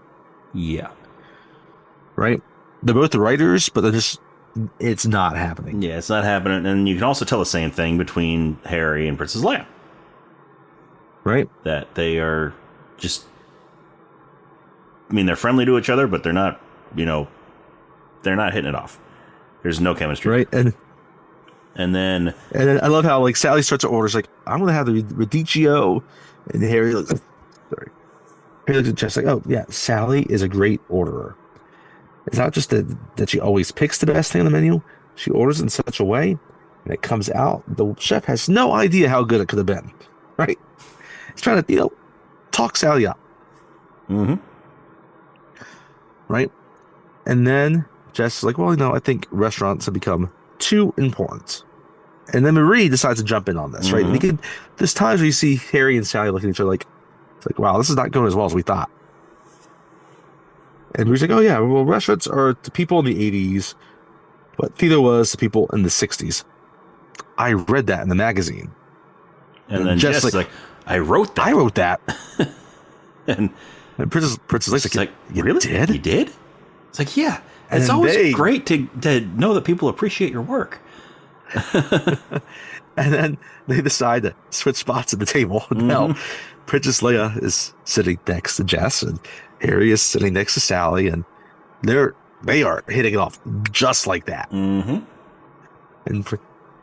And like Harry and Sally, they want to be happy that the two of them are hitting it off, but they're disappointed that it's not working for either one of them. Right? And then so they're walking the street afterwards, and Princess Leia pulls aside. Sally's like, hey, like you don't really mind, like you don't mind if I instead of see Jess, go do with you? Jess instead of Harry, right? And they're staring at these boots in this window, and then Harry and Sally's like, oh Jess no, I don't walk mind. up a little bit ahead of them, and it's basically the same conversation. Like, hey, like I really like Marie. I don't think Sally's gonna be too upset if I ask her. It's like, he's like, yeah, oh, no, like, don't worry about it. No, don't do it tonight. Do it. Yeah, but don't do it tonight. Wait about a week or so. Give her time. But no, that's fine. If you want to date Marie, then yeah, you go ahead. I totally understand all of that, right? But yeah, just don't. Right, and so then Jess, just give Sally some time. Jess is like, I don't really feel like walking anymore. I think I'm going to go home. I'm going to call a cab. Just like I'm going with you. Jess is like, no. Jess is like, no. You know what? I think I will too. And Princess Leia is like, you want to share a cab? Jess is like, yes, let's do it. Good idea. What did they do that night?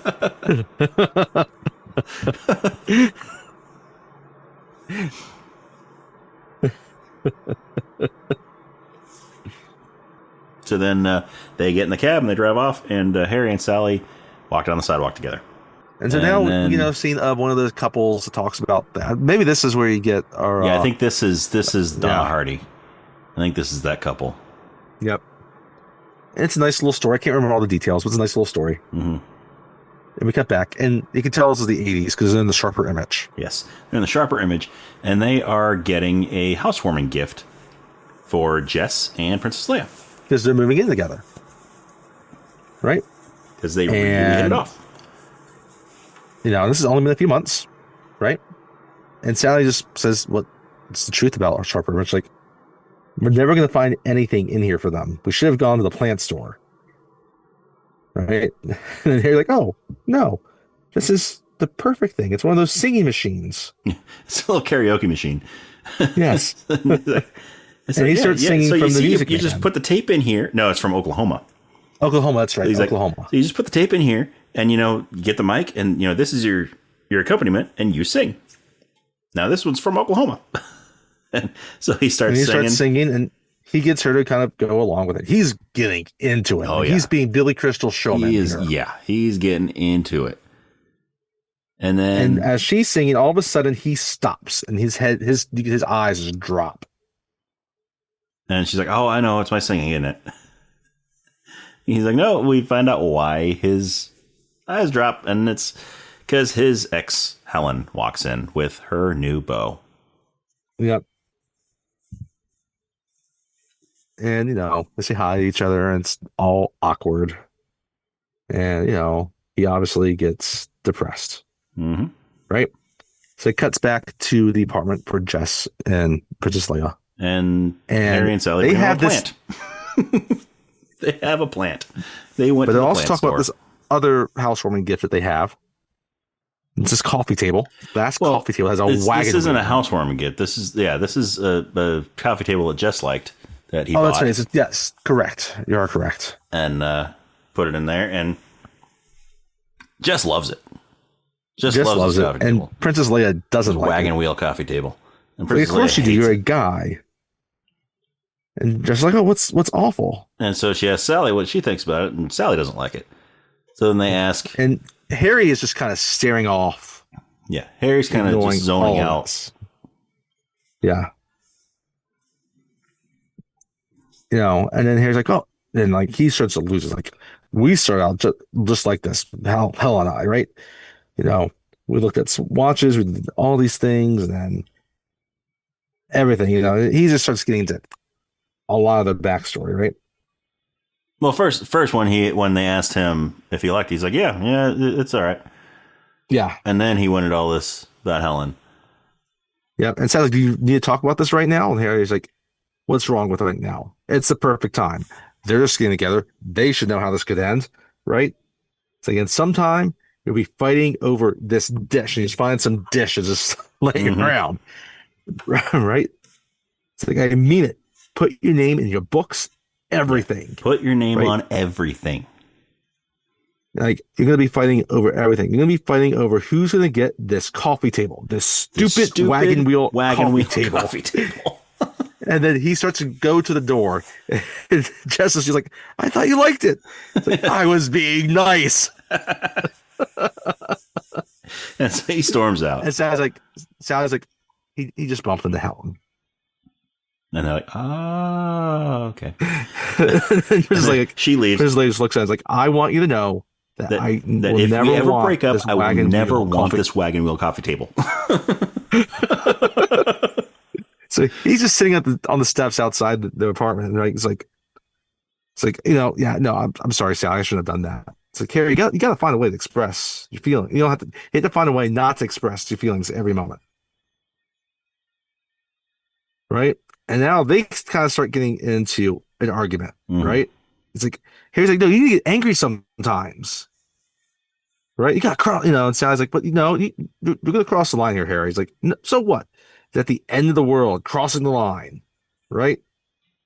You know what your problem is? You're too far behind the line. I don't even think you can see the line. It's like nothing, and there's like nothing bothers you at all. You never get upset, right? And so he kind of, you know, she storms off, right? And then Jess comes walking out carrying the wagon wheel.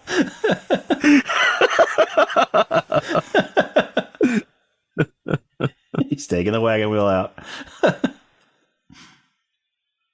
Right. Next thing we're back at their apartment, Jess and Leia's apartment, right? They're having this big get together. Does Han know? And they're, I don't know. Or he is might this, be filming, or he is this he might be filming the Christmas special. Is this between episodes 6 and 7?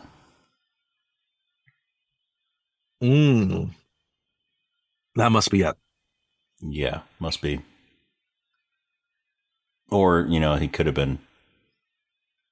Except, I mean, the holiday special was 78. This is 89. So, yeah. So, there's a party at their house, though, at their apartment. And they each have different dates. And you can tell that both of them are a little bit jealous of the other date.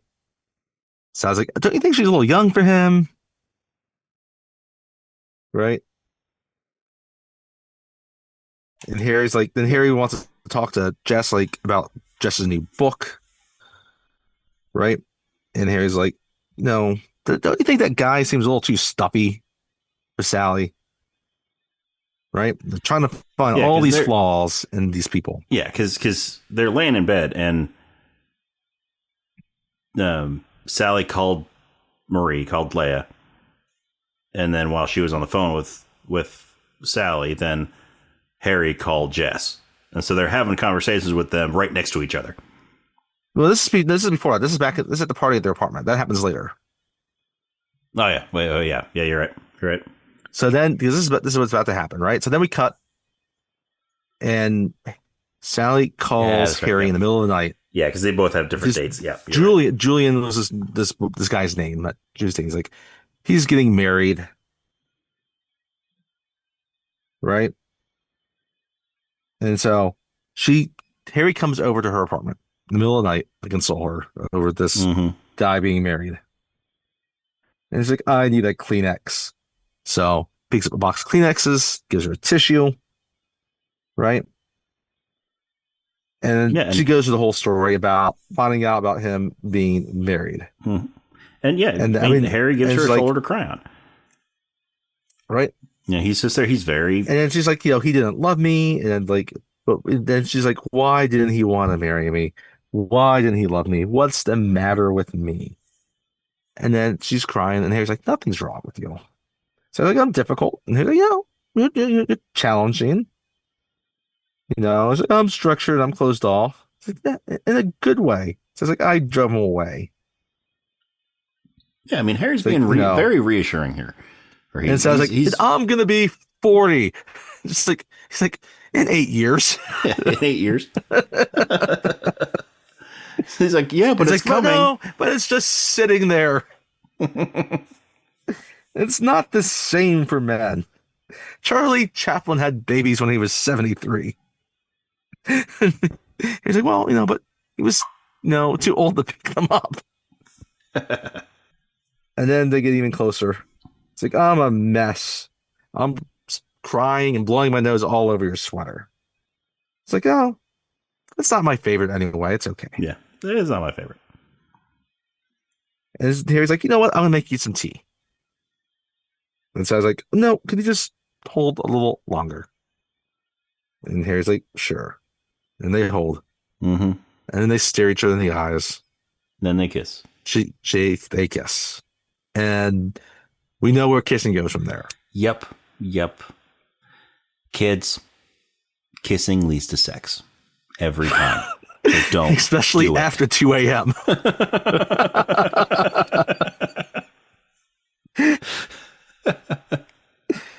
And then they wake up and sounds like, oh, you comfortable? And Harry's like, yeah. And sounds like, I'm gonna get something to drink. Do you want something? Like, no, I'm okay. But you can get, if you need something. And she goes and gets back and so are you sure you don't want anything? You sure you don't? I'm gonna go get some water. Are you sure you don't want anything? So okay, fine, some water. You can see it going through his head, like, what am I supposed to do here? Mm-hmm. So yeah, bring me some water. This wasn't supposed to happen. So yeah. So she goes, she brings back a glass of water for him, and she has one for herself. And then they kind of agree to go to bed, and she's like, oh, okay. And they turn out the lights, and then she wakes up in the morning, and he's not right next to her. And she looks over, and he's in the room getting dressed. He's getting dressed. It's like, like, I gotta get to work. Yeah. So do you. We'll call the night. Maybe you should get some dinner. Yeah, he's like, I got to get to work. So do you. So yeah, I got to get home, change my clothes, get to work. Right. And then that's when you get the phone conversation scene. Yeah. Right. So he's like, let's get some dinner tonight. And she's like, maybe. He's like, okay. Yeah. And so they each call Jess and Leia. And Jess and Leia are both laying in bed. Yep. Leia gets called first, so she answers the phone, and she's talking to Sally. And the left side of the screen, you have Harry. Yeah. In the middle, you have Leia and Jess, and then Leia. And the right side, and then the right side is Sally. Yeah. So, Sally calls another split screen. Yeah, Sally calls first, then Harry calls, and so they're having this conversation with,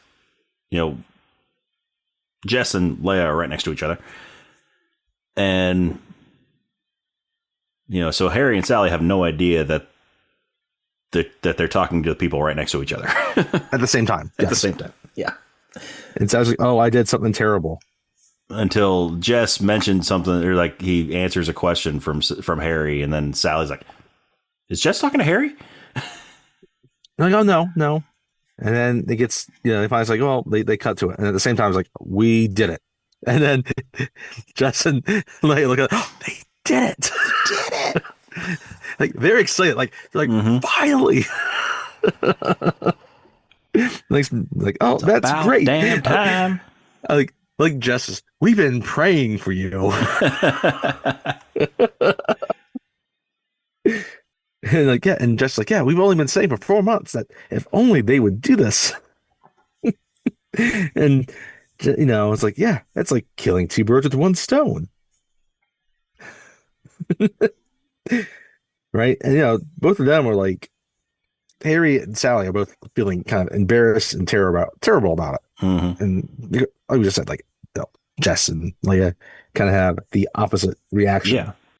And then they finally say it to each other. So they get back to each other, right? And yeah, once and then oh yeah, and they when they hang up the phones, then finally um, Leia looks over at Jess like, "Tell me we never have to be back out there again." Right? Yeah. And then we get them going back and forth. You can tell they're both like rehearsing, like well, we made a mistake, right? Mm-hmm. And then so they get to dinner, and Marie's like, "I'm not Marie." Sal's like, then, "Oh yeah, it's a mistake." Yeah, and Harry's like, "Oh, I'm so relieved that you so said that." yeah, so they're we hear them thinking, to themselves, and That's right. And Sally's like, I just hope that he lets me say it first. Like, I hope I get to say it first. And then we get Harry saying, I hope she says it first. And then, they're sitting at dinner, and Sally says, we made a mistake. And then Harry's like, oh, thank you. I'm glad you see it too. But then it enters in that awkward period for them. Mm-hmm. Yeah. Right? Because they don't know how to say things to each other still. And the next thing we get them, they are attending Leia and Jess's wedding. Mm-hmm. Well, they're about to. They're not there yet. Leia's doing her dress fitting. Yes. Right? And Sally's like, is Harry bringing, Emily to the wedding? Right? So you can tell, like, they've had other relationships in the meantime. So Emily is played by... that's right. Yes. Emily is Tracy Reiner. And so, it's like what they broke up. And then Sally's like, well, is he seeing anybody? Well, he saw this anthropologist for a little while, but, that didn't last long. Right. And you can tell that Sally still is interested and wants to know what's going on. Right. Now Marie settles on her dress. Right. And then, they can kind of continue to talk. And then they meet up again briefly before the wedding. Like, it's like right before Thanksgiving. It's like, every year I just try to get from the day before Thanksgiving to the day after New Year's. Mm-hmm. Right. Now, I think this is at the wedding. Right? Yeah, this is at the wedding. Yeah. About this. Right? And the Suedo comes up, and he's got the different hors d'oeuvres. It's like, would you like a pea pod with shrimp? Right? They keep talking, and he's like, well, how's everything with a Julian? pea pod with shrimp, like as in like a pea pod next to shrimp, or a pea pod with shrimp inside it instead of peas? Thank you for bringing this up. Like, I heard that. Like, I don't know I don't know what this hors d'oeuvre is supposed to be. Like, is it just like the pod and there's shrimp inside the pod, or are the peas still there? I'm not really interested in the peas, to be honest. Because, I mean, if it's a pea pod with the peas in it on the same plate as shrimp, then that would make sense. But if they took the peas out of the pod and then put the shrimp in the pod. The shrimp into the pod. Yeah. That's weird. Yeah. I'm more interested in just having, like, shrimp with cocktail sauce. Yeah. Me too. I love shrimp with cocktail sauce. It's delicious. And that's much more of an hors d'oeuvre than a pea pod with shrimp. Yes. However you want to do it. I don't know. Maybe that was an 80s thing. Yeah, maybe. Maybe it was an 80s New York thing, because I never heard of it in the 80s.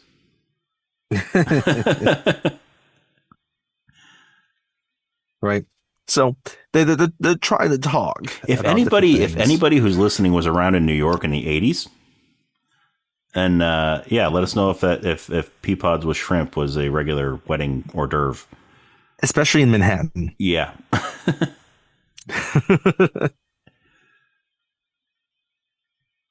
But they're trying to talk, but it's uncomfortable. Right? Yeah. And he's like, can't we just get past this? Like, are we just gonna carry this around forever? And Sally's like, it just happened. He's like, 3 weeks ago. Like 3 weeks is not a long time. 3 weeks ago. Yes, but for Harry, 3 weeks is a lifetime ago. And then Harry makes a big mistake. It's like, how to a person, how a year to a person is like 7 years to a dog. So I was like, yes. Well, and Harry kind of like nods. It's like tries to like he's like, well, And Sally's like, wait, are you trying is to say one of us I'm a supposed to be a dog in this? Yeah, is one of us supposed to be a dog? It's like, and he's like, yeah, you. So I was like, I'm the dog? Like, okay, Harry, big mistake. Yeah. Yeah. Yeah. And that she starts to storm off. She goes into the kitchen, right? Where they're making these hors d'oeuvres of pea pods and shrimp. But they never stop long enough for us to see how they're doing these pea pod and shrimp hors d'oeuvres. No, they don't. And then he's like, but no, we agreed that it was a mistake. And so, yes, the worst mistake ever. And he's like, yeah, no.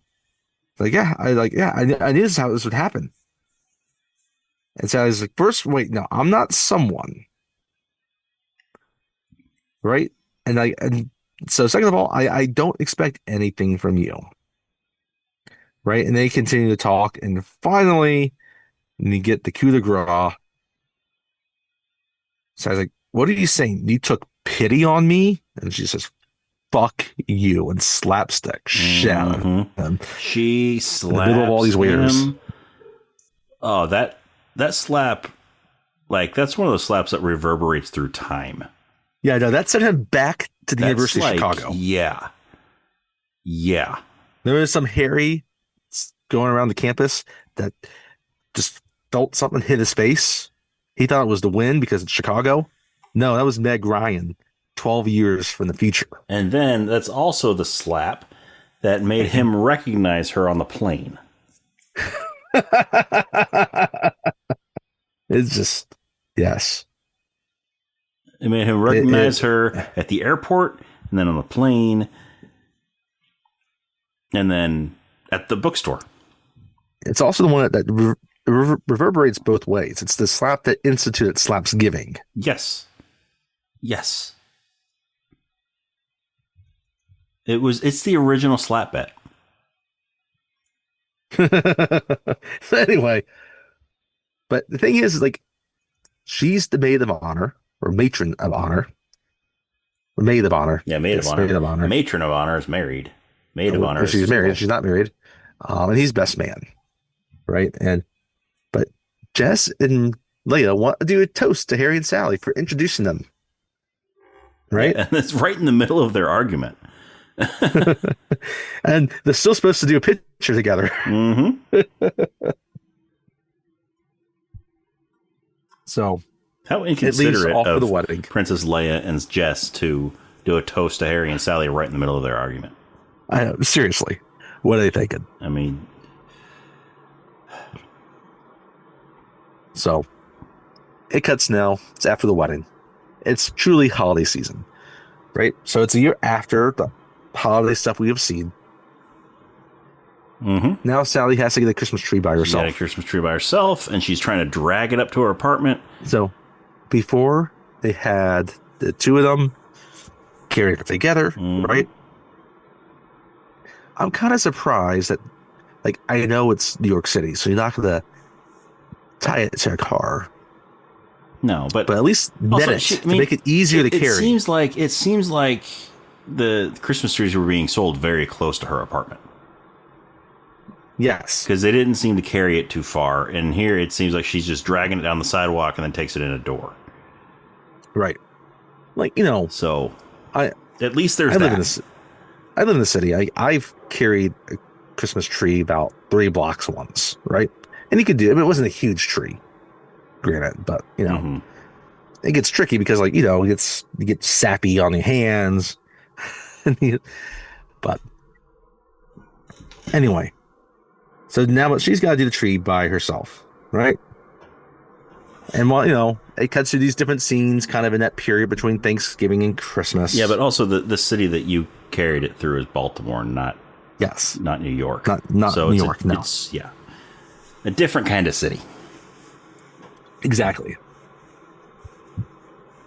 So Harry keeps leaving these messages on her answering machine. Right? Yeah. And, you know, and he's just hoping that at some point she's going to, like, he gives enough time. Maybe that she's there. But and at some point But she might actually pick up. Yeah, but she's there when he's leaving these messages. She's just not picking up. Yep. So yeah, she's just listening to him leave the messages and just ignoring him. And you could tell that he understands he made a fool out of himself. He says, "I made a schmuck out of myself." Yes, he does. He makes that clear. And you don't blame her for not wanting to answer either. No. Right? She's rightfully upset with him. Yeah.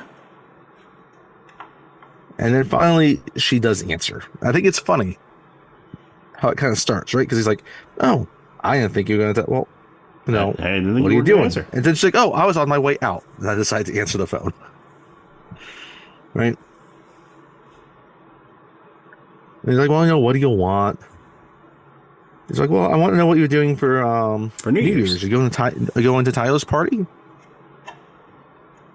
He's like, "Do you have a date? Because, I don't. And last year we said that if we didn't have dates." Then he's like, "I don't think that's a good idea." It's like, "I'm not a consolation prize. Mm-hmm. Goodbye." Right? So we cut to New Year's Eve. Right? And Harry's watching Dick Clark on the TV. I missed Dick Clark's party. New Year's Rockin' Eve. I know. Dick Clark was the best. That dude was a treasure. I mean, it's still called Dick Clark's New Year's Rockin' Eve, but it's not Dick Clark because he's not around anymore. But by the way, he was such a great New Year's Eve host. Since we're talking about Dick Clark and Billy Crystal, I read this. So Billy Crystal was often a guest on The Pyramids. Yeah. And Dick Clark was the host. Hosted. So Billy Crystal holds the distinction of he and the person that was the contestant of getting that person to win the prize in the quickest amount of time. Okay. Right? If you're not familiar with the pyramid, you have a celebrity, right, that would be paired with a contestant to answer questions. And then the winner, the big prize round, right, they had to answer all these questions that were in this pyramid. And then, the got higher as it went higher up the pyramid. Yeah. Right? Yeah, I mean, each question was worth more money. And he was trying to say that last round, they're trying to answer like the buzzwords. And the celebrity would get the contestant to try to say that buzzword.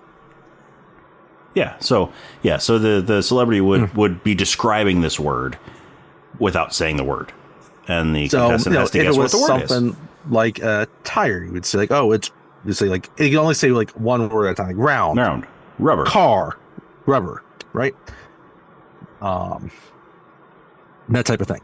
Yeah. So Billy Crystal, he and the contestant that he was with, one contestant he was with, that was the quickest. It was like 24 seconds or something like that. Interesting. That they won the prize money in. I did not know that. Prize money. Yes. Yeah, I read that as I was, researching for the episode.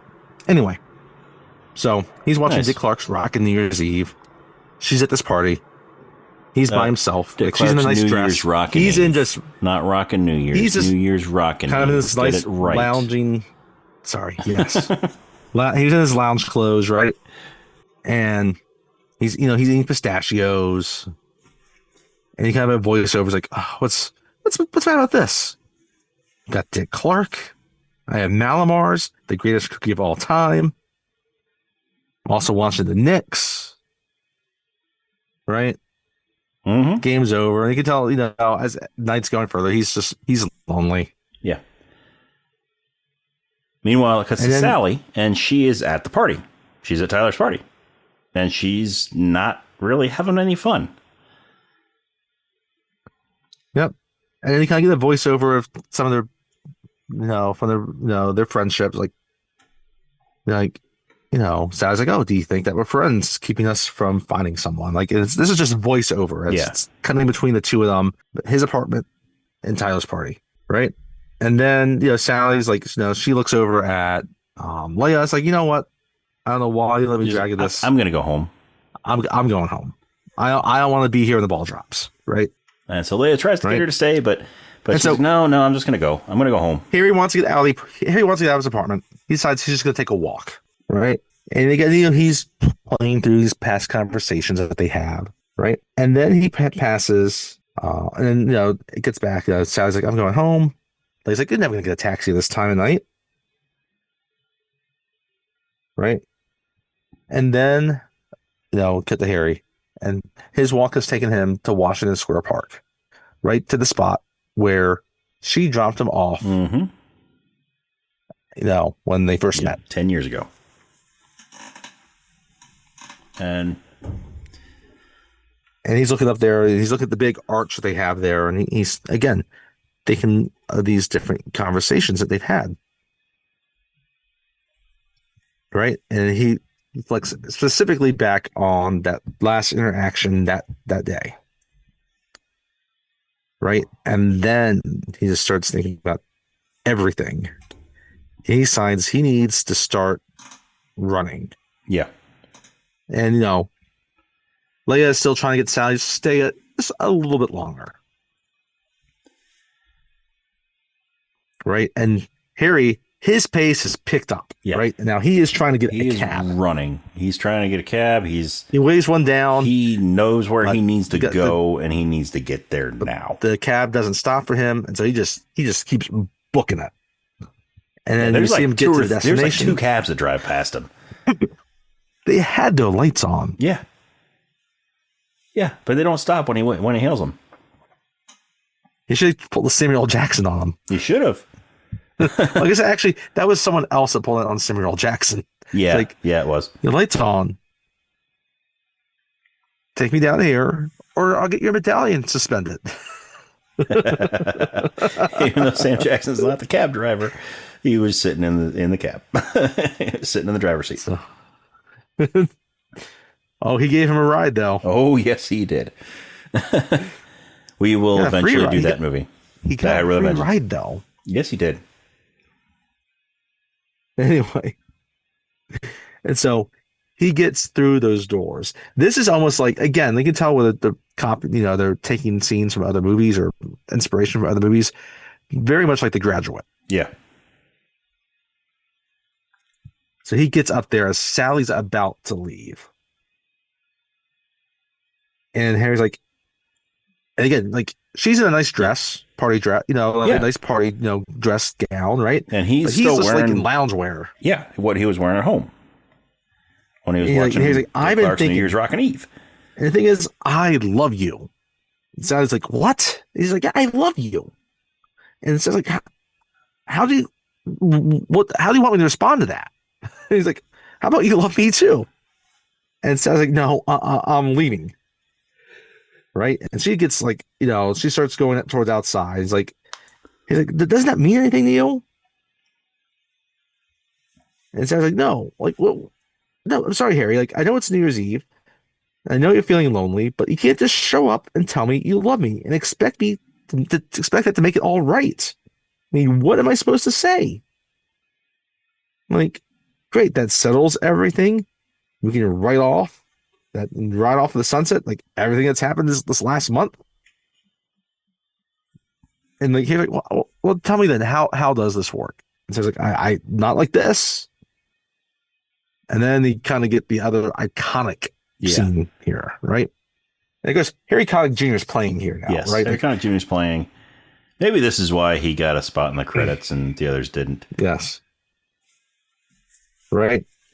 And like at this time, like I think the ball is actually dropped, and like they're ignoring this part of it. The ball is because they've done the countdown, and then so everybody's all kissing, and then they haven't kissed yet. No, they haven't. Right? So it's like, well, how about this? I love how you get cold when it's 62 out.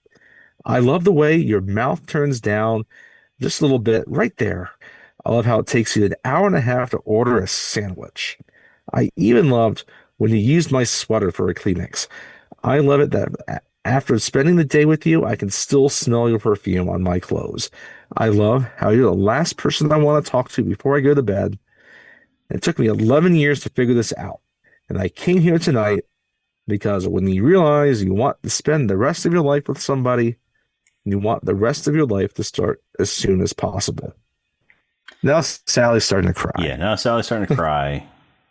And she's like, it's kind of an angry cry. She's like, She's like, I want to be mad at you, but I can't. Like, I just hate you. I hate you, but I can't. And then they kiss. And then he puts her arms around her, and they kiss. And they go on kissing all along, sin still going on. And he's like, in the middle, I was like, my whole life, I no idea what this song means. And so I was like, yeah, I know what you mean. It's like, I mean, like, should old acquaintances be forgot? Because they're saying does it mean we should forget old acquaintances? Or does it mean if we do happen to forget them, we should remember them? Which is not possible because we forgot them. So it's like, well, maybe you're just supposed to remember that you forgot them. Or, anyway, it's about old friends. And then they kiss again. And they are the last couple that gets interviewed. Yes, then we cut to a couple being interviewed again, and it's them. And he's like, oh, the first time we met, we hated each other. So it's like, oh, you didn't hate me, I hated you.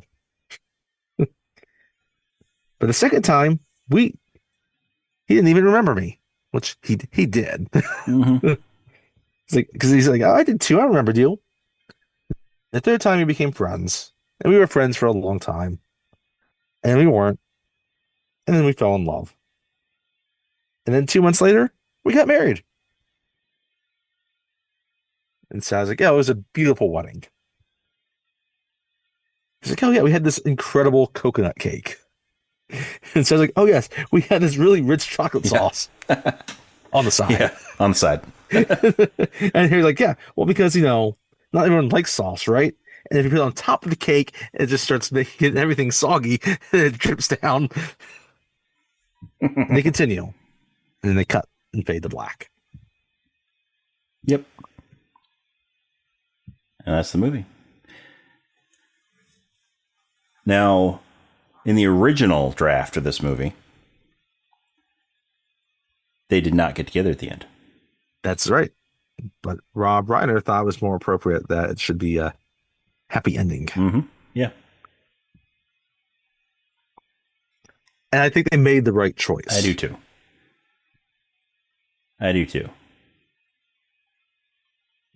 Like so Annie Hall, they don't get together in the end. No. Right? But that's a different... That's a completely different story. I mean, this The Graduate, like they leaves it up to you. Yeah, I mean, they in this one, they're like the whole movie is the two of them getting like coming closer together. Yes, and so you need that. You need that. You can tell they belong together. Happiness at the end. Yes, You're happy they end up together. Yeah. It makes you happy to see them up together. True love exists. Mm-hmm. Yeah. And it fits perfectly with kind of that 30s, 40s kind of style of romantic type comedy where there's that happy ending. And this should be a happy ending here. Although, you go back to the 30s, 40s, ending. A big movie mentioned in this movie was Casablanca, and that that doesn't have the ending that that was also everybody wants. Really romantic comedy. It's not. No, but as we said, that one it sets him up as this huge romantic movie, but. I do love how they keep weaving that through the movie, though. Yeah, me too. It works really well, and they're very much aware of the movies that came before them. They do the proper homage to them, and this movie itself has then influenced so many other movies itself. Yeah, it has. And yeah, like I said before, when I watched this movie, I was expecting something different, something that I wasn't expecting, and I was very pleasantly surprised. I enjoyed this movie a lot more than I thought I would. This is not How to Lose a Guy in 10 Days. No, this is not Failure to Launch. Really, Matthew McConaughey, we profusely apologize. We love you, Matthew dropping McConaughey. 2 of your movies. We love you, Matthew McConaughey. You're a great actor. And we look forward to doing some of your movies on this podcast. But we probably won't be doing How to Lose a Guy in 10 Days or Failure to Launch. Or Fool's Gold.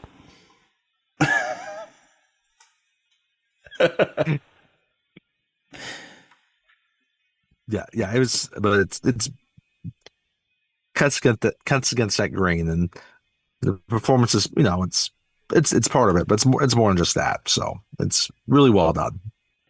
Yeah, it is. So yeah, and again, the music choice in this movie was great. They did a great job picking like old crooners for the music. Small things like that matter to a movie. It really does. Yeah. I love crooners. I love just that style of music. It's Yes. And again, it fits the mood of this kind of the classic feel of it. Yeah. Yeah, definitely.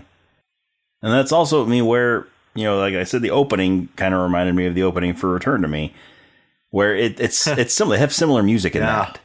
They have a lot of Sinatra and crooner music like that in that movie. So that could be part of, also just the way that they did the credits, was very similar. But yeah,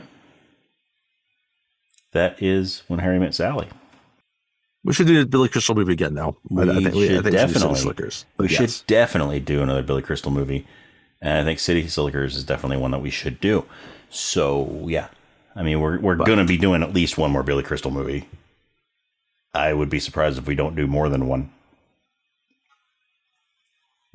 But yes, that's When Harry Met Sally. So, anything else that you think we missed? No, I don't think so. All right. Well, in that case, as always, if you enjoyed what we were just talking about, if you enjoyed hearing what you just heard, then go ahead and check us out on our social media. We are on Facebook and Instagram and Threads. It is Rob and Tony's Cinematic Adventure. The and is spelled out, A-N-D. It's 98% like the name of the podcast. But we're also on X or Twitter. It is R&T Cinematic. And then if you want to check out some of our reviews on various movies, some we've done on the podcast, some we haven't done, some we will do, some we won't do, then check out our Letterboxd. That is Cine Adventure or Cine Adventure, C-I-N-E Adventure.